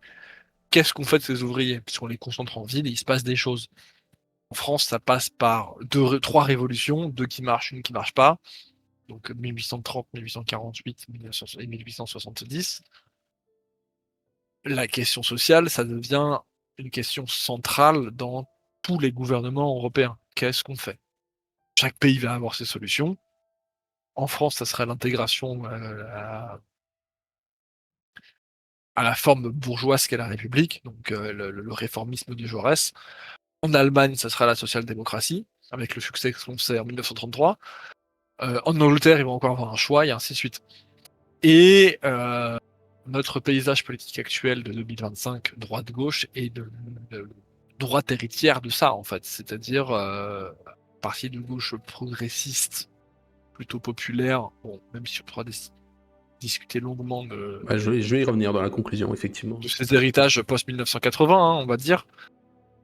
Mais on est quelque chose, on est là-dedans, en fait. Il y a plein d'idées, mais que ça aille du syndicalisme à l'antisémitisme, hein. Ce sont des choses qui naissent ou renaissent pour le cas de l'antisémitisme. Pour le coup, ouais. Enfin, différemment. Pour le coup. On est plus sur un antisémitisme religieux, mais on est sur un antisémitisme économique. Les experts parlent d'antijudaïsme pour les périodes pré-19e, pour le coup. Oh, mais c'est pour vous dire le spectre, en fait, à quel point tout va changer avec cette toile de fond, en fait, qui est ce changement de production et de régime de production, parce que ça va changer la ville, le travail, l'avenir, le passé. Et je dis pas ça en disant c'est des grands mots et tout ça, vraiment ça change quelque chose de concret dans la vie des gens et dans les mentalités humaines. Et en fait, ça, l'Europe est le centre du monde, est le pinacle de la pensée humaine de cette époque-là. Elle va se suicider joyeusement pendant 2 guerres mondiales, c'est super, on s'amuse, 10 millions de morts. Mais ce qui reste de ces changements de mode de production, c'est toute notre société actuelle dans la consommation, l'accès à l'information de masse, l'instruction de masse, c'est aussi quelque chose qui naît à ce moment-là, qui sont des corollaires. Qu'est-ce qui a commencé, qu'est-ce qui n'a pas commencé, ainsi de suite. On pourrait débattre à l'infini de ça, en fait. Mais force est de constater que ça existe, ça arrive au même moment. Et ça évolue ensemble. Et donc c'est lié. Après, qui de la poule ou de l'œuf est arrivé en premier, personne ne sera jamais d'accord. Mais c'est quelque chose qui est assez fou dans l'histoire humaine, et c'est ça que je voulais un peu parler actuellement, et un peu rajouter tous les non-dits. Et dans mon monologue un peu bête et sans queue ni tête, mais c'est un peu toutes mes idées qui tendent les 3 ou 4, je sais plus, interventions précédentes. 3 interventions précédentes, nous sommes à la 4e. Les 3, ouais. Comme Hidalgos. Comme Hidalgos. Et voilà, la dernière image, c'est pour conclure la Première Guerre mondiale, hein, c'est-à-dire que non seulement d'avoir jeté des millions de gens dans la fournaise, on a aussi, c'est quoi, je sais plus combien il y a de communes mortes. Ah, c'est bizarre, j'avais ça en tête, figure-toi. Bonne question. C'est la carte des zones mortes en France. Des communes mortes, il n'y en a pas tant que ça non plus. Moi, je dirais qu'il doit y en avoir une dizaine et qu'elles sont toutes au même endroit, mais je vais te dire ça. Je suis pas sûr qu'il y en ait tant que ça. Je dois rechercher. Elles existent encore. Elles existent encore. Fiscalement, elles existent, ce qui fait chier beaucoup de gens qui travaillent dans le truc parce qu'elles se retrouvent avec des. 6. Il y en a 6. Communes dans l'Aisne, en tout cas, qui perdent leur existence matérielle. Village mort pour la France, ouais, 6. Ouais, mais attends, mais ça c'est dans un coin. Ah non, il y en a 6, ouais, c'est ça, ouais, ok. Ouais, Beaumont, Verdunois, Besançon, Cumire, le Mort, Fleury de Vendôme, ok. Voilà. Ouais. Mais c'était un peu, Elles existent encore, hein, c'est-à-dire qu'elles ont une existence. Elles ont une existence. Elles ont une existence fiscale et légale avec un maire nommé par la préfecture et ainsi de suite, il n'y a pas de problème. Mais elles n'existent pas. Et c'était un peu pour conclure, sur mes divagations paysagères, c'est-à-dire que Par contre, qu'on soit clair, ce sont celles qui sont conservées et qui existent. Hein. Ce ne sont pas toutes les, ce sont pas tous les villages détruits. Il y a des dizaines de villages rasés. Hein. Je ne parle pas des destructions purement matérielles, je parle de ce qu'on a conservé d'un point de vue administratif. Mais C'est ça. Des villages encore morts pour la actuellement, France, c'est les villages morts pour la France. Mais il en reste, il y a des villages qui n'existent plus après la Première Guerre mondiale sur la zone de front. mais en dehors même de ces villages détruits et ainsi de suite, encore actuellement en 2025, il y a tout un pan du territoire français dans le sens plus tangible et géographique du terme qui paye le prix de, de cette guerre. Parce que bon, la Seconde Guerre mondiale en France, on a un peu été des peintres, hein, voilà, chacun son dessous. Bon partout. Mais où on retrouve des obus, des cadavres, des objets dans tout un Non mais le quart paysage, nord-est. Hein. non mais le paysage est marqué. Je veux dire, Il j'ai suffit de j'ai voir n'importe vécu, quel fût de c'est mon Verdun coin, actuel. c'est mon coin. Je peux t'assurer qu'il y a des endroits, le bois le prêtre. Mais je vais en parler d'ailleurs du bois le prêtre, parce que je vais faire une vidéo sur le sur une ville bien connue l'an prochain. Mais c'est un paysage au sens sélénien, pour pas dire lunaire, qui est un mot qui me rend fou. Mais c'est un paysage de la lune. C'est fou. Ah oui, oui. On Hmm. a atomisé, mais au sens dans le bombe atomique, quoi. Bon, on l'a fait avec des milliards d'obus, hein, mais on a atomisé tout un pan du territoire français, littéralement. Atomisé, plus rien. Et c'est un peu j'allais dire, l'aboutissement paysager d'un siècle un peu plus d'un siècle de progrès technique, quoi. Bah, ce qui est une bonne conclusion, puisqu'on en arrive pour ma part, un petit peu à la finitude de la révolution industrielle. Hein. Encore une fois, c'est difficile de définir ce qu'elle est. Alors, je suis désolé, comme je te disais, j'ai rédigé ma bafouille conclusive en un jet 1 heure avant la vidéo. Alors, il y a des aspects dont on n'a pas trop parlé, sociétaux, type protestantisme, même si, bon, c'est à relativiser, parce que protestantisme, on attendra 2 siècles après sa naissance, donc bon, c'est un peu surfait. C'est très weberien, mais dans les faits, c'est pas forcément exact non plus. Mais on n'a pas parlé de l'émergence de la bourgeoisie qui s'émancipe du féodalisme. C'est pas pour rien qu'on voit en tête de gondole les provinces unies, l'Angleterre ou l'Italie du Nord, alors que la Russie aura du retard. Hein, ça tient largement là-dessus. On n'a pas trop parlé philosophie en dehors du positivisme, donc bon, c'est un sujet inépuisable, hein, donc on pouvait pas parler de tout. C'est un peu compliqué Voilà. d'aborder. Hein. Toujours est-il qu'elle existe, hein, même les contemporains s'en rendent compte, puisque, sauf erreur de ma part, le mot est forgé révolution industrielle dans la première moitié du 19e, donc on s'en rend compte de ce qui est en train de se passer. C'est vrai qu'on l'a pas dit non plus, mais le mot en tant que tel est un mot contemporain à l'événement. Après, peu importe, on l'a fait démarrer ou... Vas-y. Non, c'est une histoire au présent. C'est ça. C'est-à-dire que les gens ont conscience de ce qu'ils sont en train de vivre. C'est ça. Ce qui est assez rare dans Ce qui l'histoire. est quand même assez important, quand ça n'a pas un effet vraiment tangible au sens strict. La guerre, tu le sais, après un événement, une révolution industrielle, c'est plus... Voilà, et peu importe si on tempère le mot de révolution, il y a au moins explosion de l'industrialisation, ça c'est une certitude. On a cette période de grande transformation des outils de production, qui est une espèce de point de départ dont... va ensuite découler tout un ensemble de phénomènes socio-économiques, anthropologiques, idéologiques, puisque, comme on avait dit en bon marxiste, on sait que la production intellectuelle se modifie en fonction de la production matérielle. Après, voilà, savoir ce qui appartient directement, c'est compliqué de déterminer. En tout cas, tu as essayé de couvrir 200 ans d'histoire qui changent le monde, c'est pas rien. Et donc, on peut... maintenant aborder sa finitude, parce que je trouve que là aussi c'est un vrai sujet transverse, c'est une évolution idéologique majeure déjà, puisque tu en as parlé, mais comment recomposer une idéologie de gauche, par exemple, hein, pour prendre celle-ci qui est basée sur une classe sociale qui a disparu, hein, donc un prolétaire remplacé par un espèce de lumpen prolétariat. C'est pas pour rien, je l'ai dit, qu'on voit chez les intellectuels de gauche aujourd'hui un post-marxisme, hein, le dépassement du marxisme qui est... non pas forcément historiquement impropre ou quoi que ce soit, mais qui est dépassé par le réel. Comment envisager la suite d'un processus quand même long qui a fait basculer une société agraire et artisanale vers une société industrielle et commerciale, surtout qu'aujourd'hui il n'en reste plus que le second aspect, et donc cette disparition qu'on constate des gares, des usines, toute la recomposition urbaine dont tu as parlé, maintenant la tertiarisation de l'économie, l'absence de débouchés du coup pour l'immigration, hein, parce que l'immigration n'est pas un phénomène nouveau, mais aujourd'hui il y a une absence de débouchés dans les métiers, on va dire, manuels, ou en tout cas de production industrielle. L'absence, tu l'as dit, ou en tout cas la mise sous silence du progressisme vertueux, ou en tout cas du bonheur par le progrès, au profit d'un progrès qui est beaucoup plus menaçant.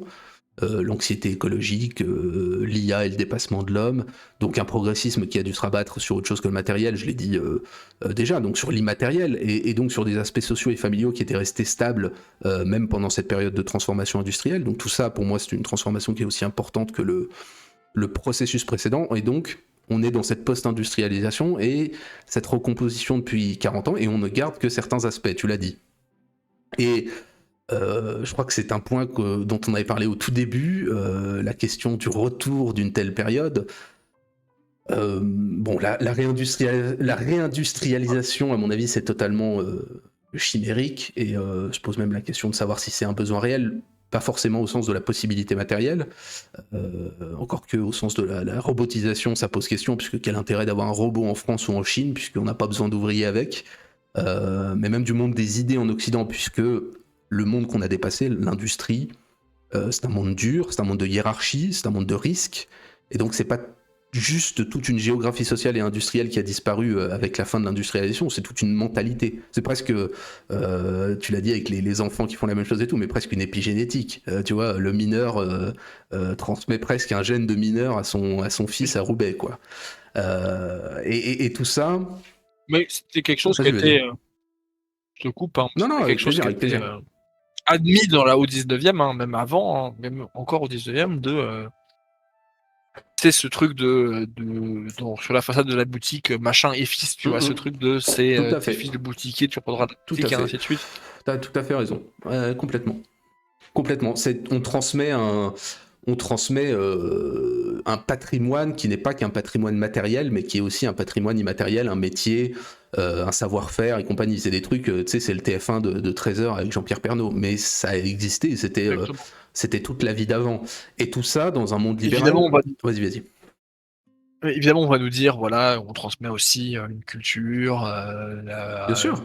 toute la reproduction sociale et ainsi de suite, mais l'un n'empêche pas l'autre en fait.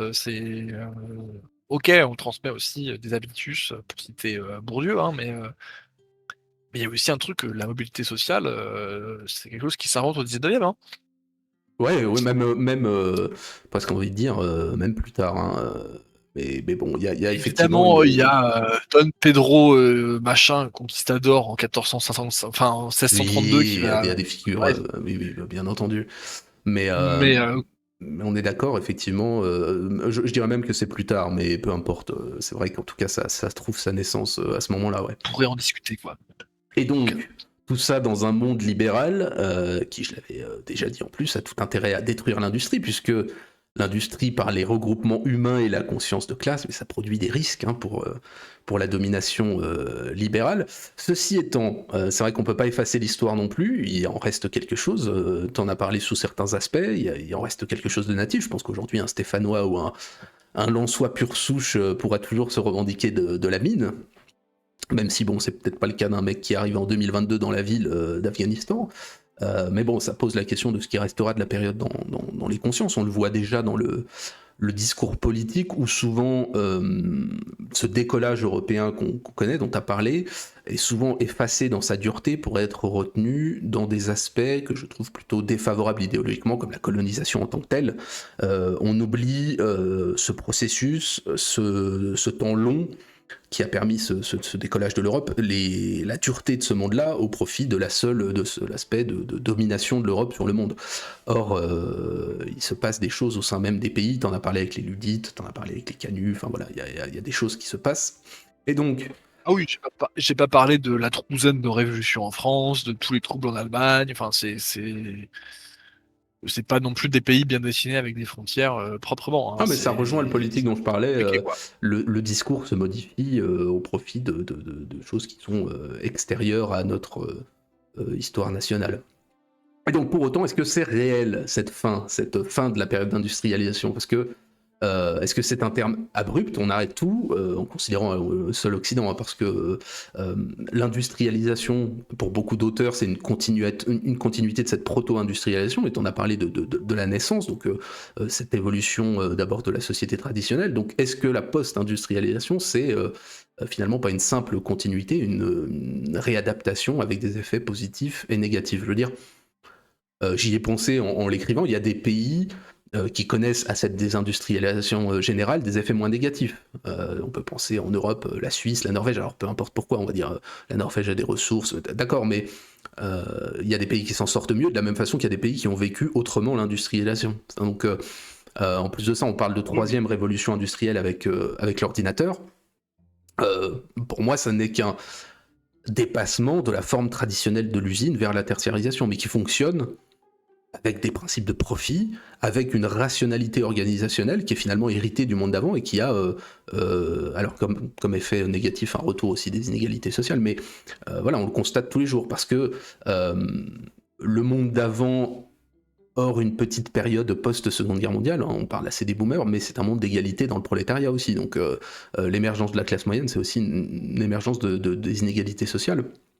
Mais voilà, on a cette troisième révolution industrielle, je trouve, qui correspond pas au standard du mot industrie, mais qui fonctionne selon les mêmes principes et qui est aussi une révolution des moyens de production et des moyens de l'emploi, quoi. Donc Bien sûr. voilà, est-ce qu'on n'est pas Mais dans une toi, évolution derrière un tableur Excel, tu fais le travail de 42 comptables de 1912. Hein. C'est sûr. Non, mais voilà, est-ce qu'on Et est-ce que c'est la fin de la poursuivre révolution? la chose, Vas-y. pour poursuivre la réflexion, est-ce que ce serait pas la fin de la révolution industrielle pour nous qui recevons des ordi en boîte et on s'en fout, tu vois. Je pense pas que le mineur de Tout à coltan fait. des Grands Lacs au Congo, il pense que la révolution industrielle, c'est un truc fantastique, ou que la paysanne chinoise qui les fabrique à Shenzhen trouve ça fantastique, tu vois. Il y a C'est aussi une différence dans On le a fait que nous, on la voit délocalisé le plus. processus, oui, ça Ça c'est veut sûr. pas dire qu'elle n'existe plus. On est tout à fait d'accord. Et donc, le bilan, si on peut essayer de le faire, c'est des points positifs et négatifs. Le point positif, tu en as parlé idéologiquement, des lendemains qui chantent.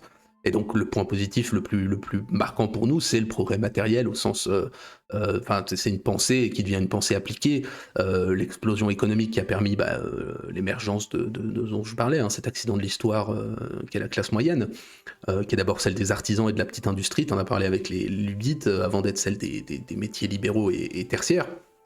Et donc idéologiquement, la dureté, tu l'as dit, qui a conduit les hommes à souhaiter cet avenir meilleur, et donc aussi des idéologies comme le marxisme, qui sont peut-être un petit peu aujourd'hui dévoyées parce que elles sont déconnectées de l'économique, hein, qui les a fait naître. Le marxisme naît des problèmes de rapport de classe dans l'industrie et compagnie, du prolétaire, qui a aujourd'hui disparu, donc voilà, c'est forcément une idéologie qui devient plus difficilement applicable.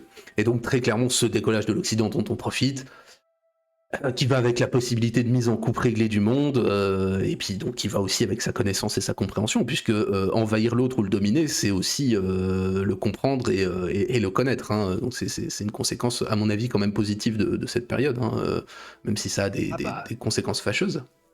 Sans colonialisme, pas d'anthropologie, pas de tout ça, hein, ça va avec, hein, c'est le corollaire, hein, on n'a rien sans rien. Hein. Ah, mais moi je pense que c'est plutôt que d'insister sur les aspects positifs matériels a laissé la colonisation, qui sont réels, hein, je pense qu'il y a une idéologie positive aussi qu'il faudrait retenir, celle de la connaissance et de la compréhension du monde. Mais n'empêche qu'il y a des côtés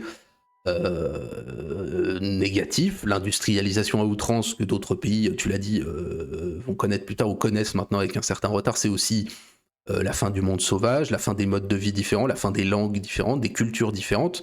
On l'a vu en France, on a cette uniformisation des gens, mais aussi des lieux, parce que le processus d'homogénéisation, il a clairement à voir, que ce soit dans le mode de vie, tu as dit la société de consommation, ou même dans l'idéologie avec l'industrialisation, les mêmes bâtiments pour les mêmes ouvriers, qui conduisent la même forté, qui suivent la même idéologie libérale, voilà, Qui habitent les mêmes maisons pour aller manger dans le même McDo, dans la même zone industrielle, et ainsi de suite. Voilà, clairement.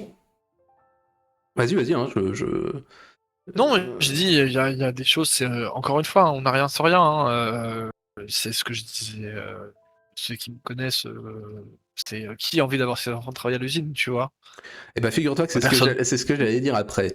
Et donc voilà, bon, c'est pas pour rien si le monde intellectuel, le monde des écrivains et compagnie va commencer à le déplorer, même si on a eu effectivement la réaction bien avant, mais pour Demestre et compagnie, on est plutôt sur une réaction politique et idéologique. Religieuse. Voilà.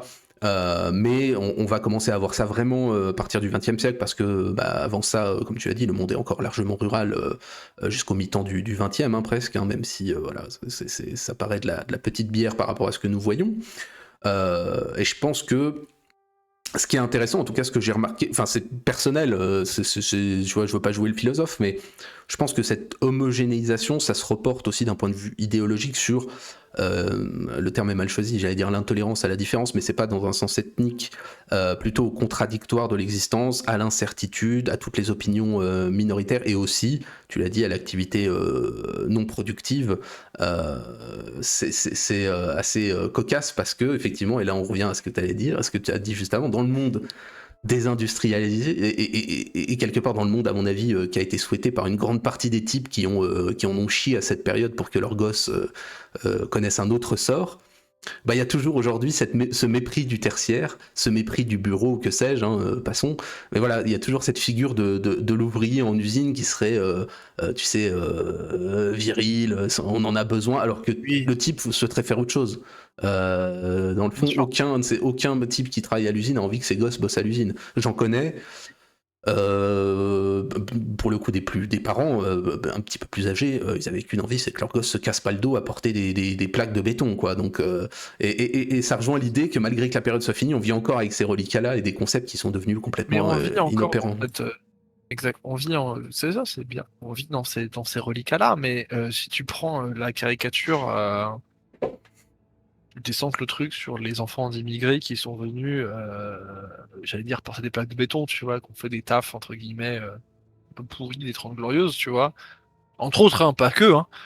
Mais la caricature, si tu prends les enfants, j'allais dire, plus l'immigration asiatique et ainsi de suite, tu seras avocat ou médecin, tu vois. Tu seras pas ouvrier du Ah oui, je croyais que BTP tu me parlais ou. d'autres, ouais, non, parce que j'ai avocat ou médecin, il n'y en a pas, mais ouais, Non, effectivement. mais Non, je tu vois, rigole, genre, je rigole, je mais poursuis oui, les bien idées sûr, reçues. Je bien sûr. poursuis les idées reçues et ces grands trucs. Mais ce qui est intéressant, en fait, là-dedans, c'est que toutes ces grandes idées reçues, ces trucs hyper caricaturaux, ça dénote de vision globale profonde, quoi. Il y a un truc. Les clichés viennent pas de nulle part. Et ouais, quand t'as fait un taf de con toute ta vie, et c'est pas, je suis pas jugement de valeur, hein, mais un peu quand même. Ah mais ils le savent, hein. Enfin je veux dire, demander à un type qui travaille à la chaîne si il a un boulot intéressant, voilà, c'est... Et des tafs de con et des tafs de merde, j'en ai fait quelques-uns, donc mais t'as pas envie de faire ça toute ta vie, c'est horrible. Non, clairement. Mais donc voilà, il y a Et des donc choses qui évidemment sont... que t'as envie de mieux, quoi. Il y a des choses qui sont toujours présentes. Non mais c'était... Effectivement, on veut toujours mieux, enfin, même si, encore une fois, on peut discuter de certaines générations qui ont l'air de vouloir mettre leurs descendants dans la merde, mais effectivement, la figure de l'ouvrier reste présente alors elle a disparu.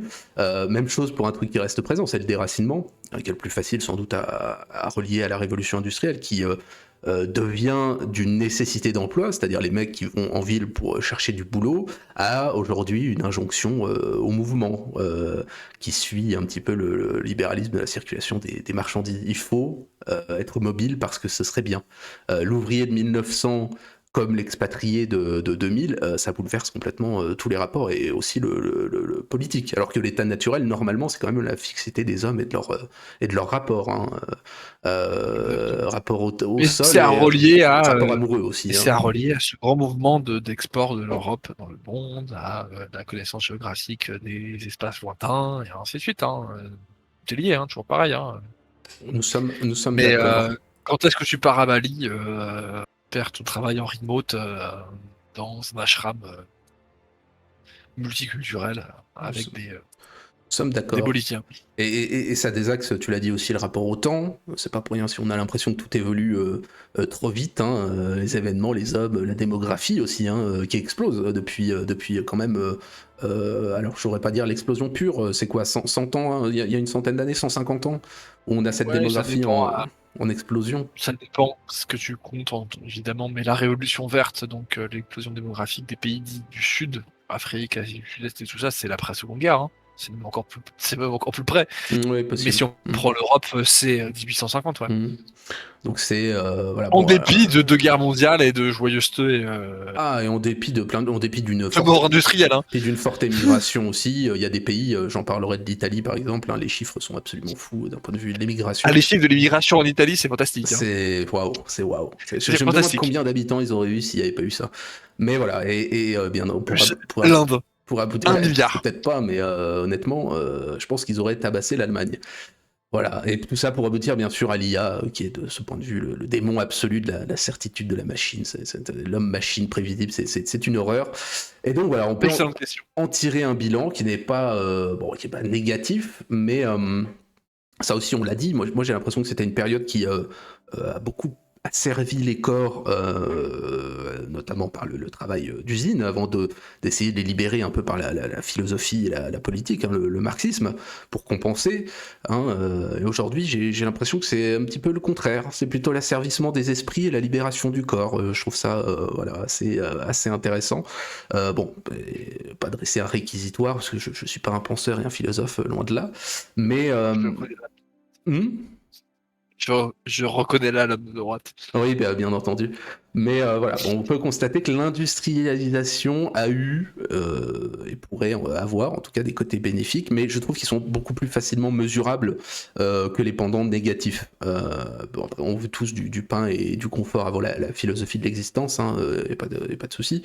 Mais voilà, il y a eu des grands bouleversements, il y a eu une amélioration, c'est vrai, standardisée de nos existences matérielles et sanitaires, plein de choses, mais voilà, il y a des côtés négatifs qu'on a tendance un petit peu à omettre parce qu'effectivement on est aujourd'hui dans un certain confort de matériel qui n'incline pas à essayer de basculer vers l'inconfort intellectuel, quoi. Enfin voilà, donc difficile de dire tout ce qui en découle. On a essayé la guerre, la pensée politique, la démographie, la consommation, voilà, on a essayé de balayer large, mais bon, en tout cas c'est difficile de nier sa réalité et son impact, hein.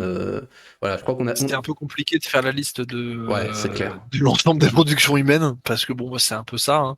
Mais j'ai plein de trucs qui me viennent en tête en disant j'aurais dû parler de ça, j'aurais parlé de ci. Alors je te rassure, j'en suis à... Alors si on enlève les jeux vidéo, je sais pas, de 80 vidéos ou 70 vidéos culturelles, entre guillemets, il n'y a pas une vidéo où je me suis dit mais putain, pourquoi j'ai pas parlé de ça, et putain... Et là tu vois, je parle, je t'écoute et je suis en putain, mais pourquoi j'ai pas parlé de ça, mais vraiment quel abruti. Ouais, non, mais je sais, je comprends, t'inquiète pas. Je termine une vidéo et je tombe après sur un article où je me dis putain, le mec il a tout compris, moi j'ai rien compris, il fait chier. Mais ouais, bah mais on peut pas tout savoir. Et puis ça dépend de comment dirais-je, la méthode choisie pour traiter un sujet. Il y a plein de façons de le faire. Ça dépend de commenter quand tu le fais. Ça dépend des sources que tu as. Ça dépend de tellement de choses qu'on peut pas tout faire. Mais on a eu, puis c'est aussi une discussion, donc c'est vrai que ça fait peut-être un peu café du commerce pour certains, mais... ouais, ça fait du bien aussi, un peu, le café du commerce. Hein. Non, mais c'est pas inintéressant, et puis c'est une façon de procéder qui est pas plus chiante qu'une vidéo d'un mec qui te raconte un truc pendant 4h30, quoi. Donc voilà, mais ça fait réfléchir tout ça. J'ai pas cette prétention-là, Azat, mais je constate quand même que c'est pas inutile. Et les gens ont tendance, alors tu dis ça, et je sais, bon, c'est pas méchant, mais les gens utilisent beaucoup l'ironie sur Internet et ont beaucoup de savoir. Je suis assez étonné de le voir peu appliqué. Dans la vie de tous les jours, dans les rencontres que je peux faire, dans les discussions, enfin, où est tout ce savoir et où est toute cette réflexion que les gens pratiquent quotidiennement sans avoir besoin de trouver de sources d'inspiration ou de lieux de connaissance et tout ça. Moi, je suis éberlué de voir des gens qui ont réponse à tout et sont dans un hubris absolument démoniaque. Mais bon, c'est ma façon de voir les choses. Je sais que le monde Ils sont chauves. est rempli de... Ouais, et en plus de ça, il y a des chauves dans le tas, ce qui est absolument démoniaque aussi. Mais bon, on s'occupera... complètement notre avis pour les chauves. Hein. On s'occupera d'eux un jour. La grande purge des chauves se préparera dans le secret absolu. Bon, en tout cas, est-ce que t'as terminé du coup ? Oui, j'ai terminé. Hein. J'ai terminé sur cette magnifique carte des zones mortes, des communes mortes pour la France. Hein. Parfait. Finalement, j'ai fini. Hein. Non, non, mais il n'y a pas de souci. J'ai plein de trucs que je pourrais rajouter.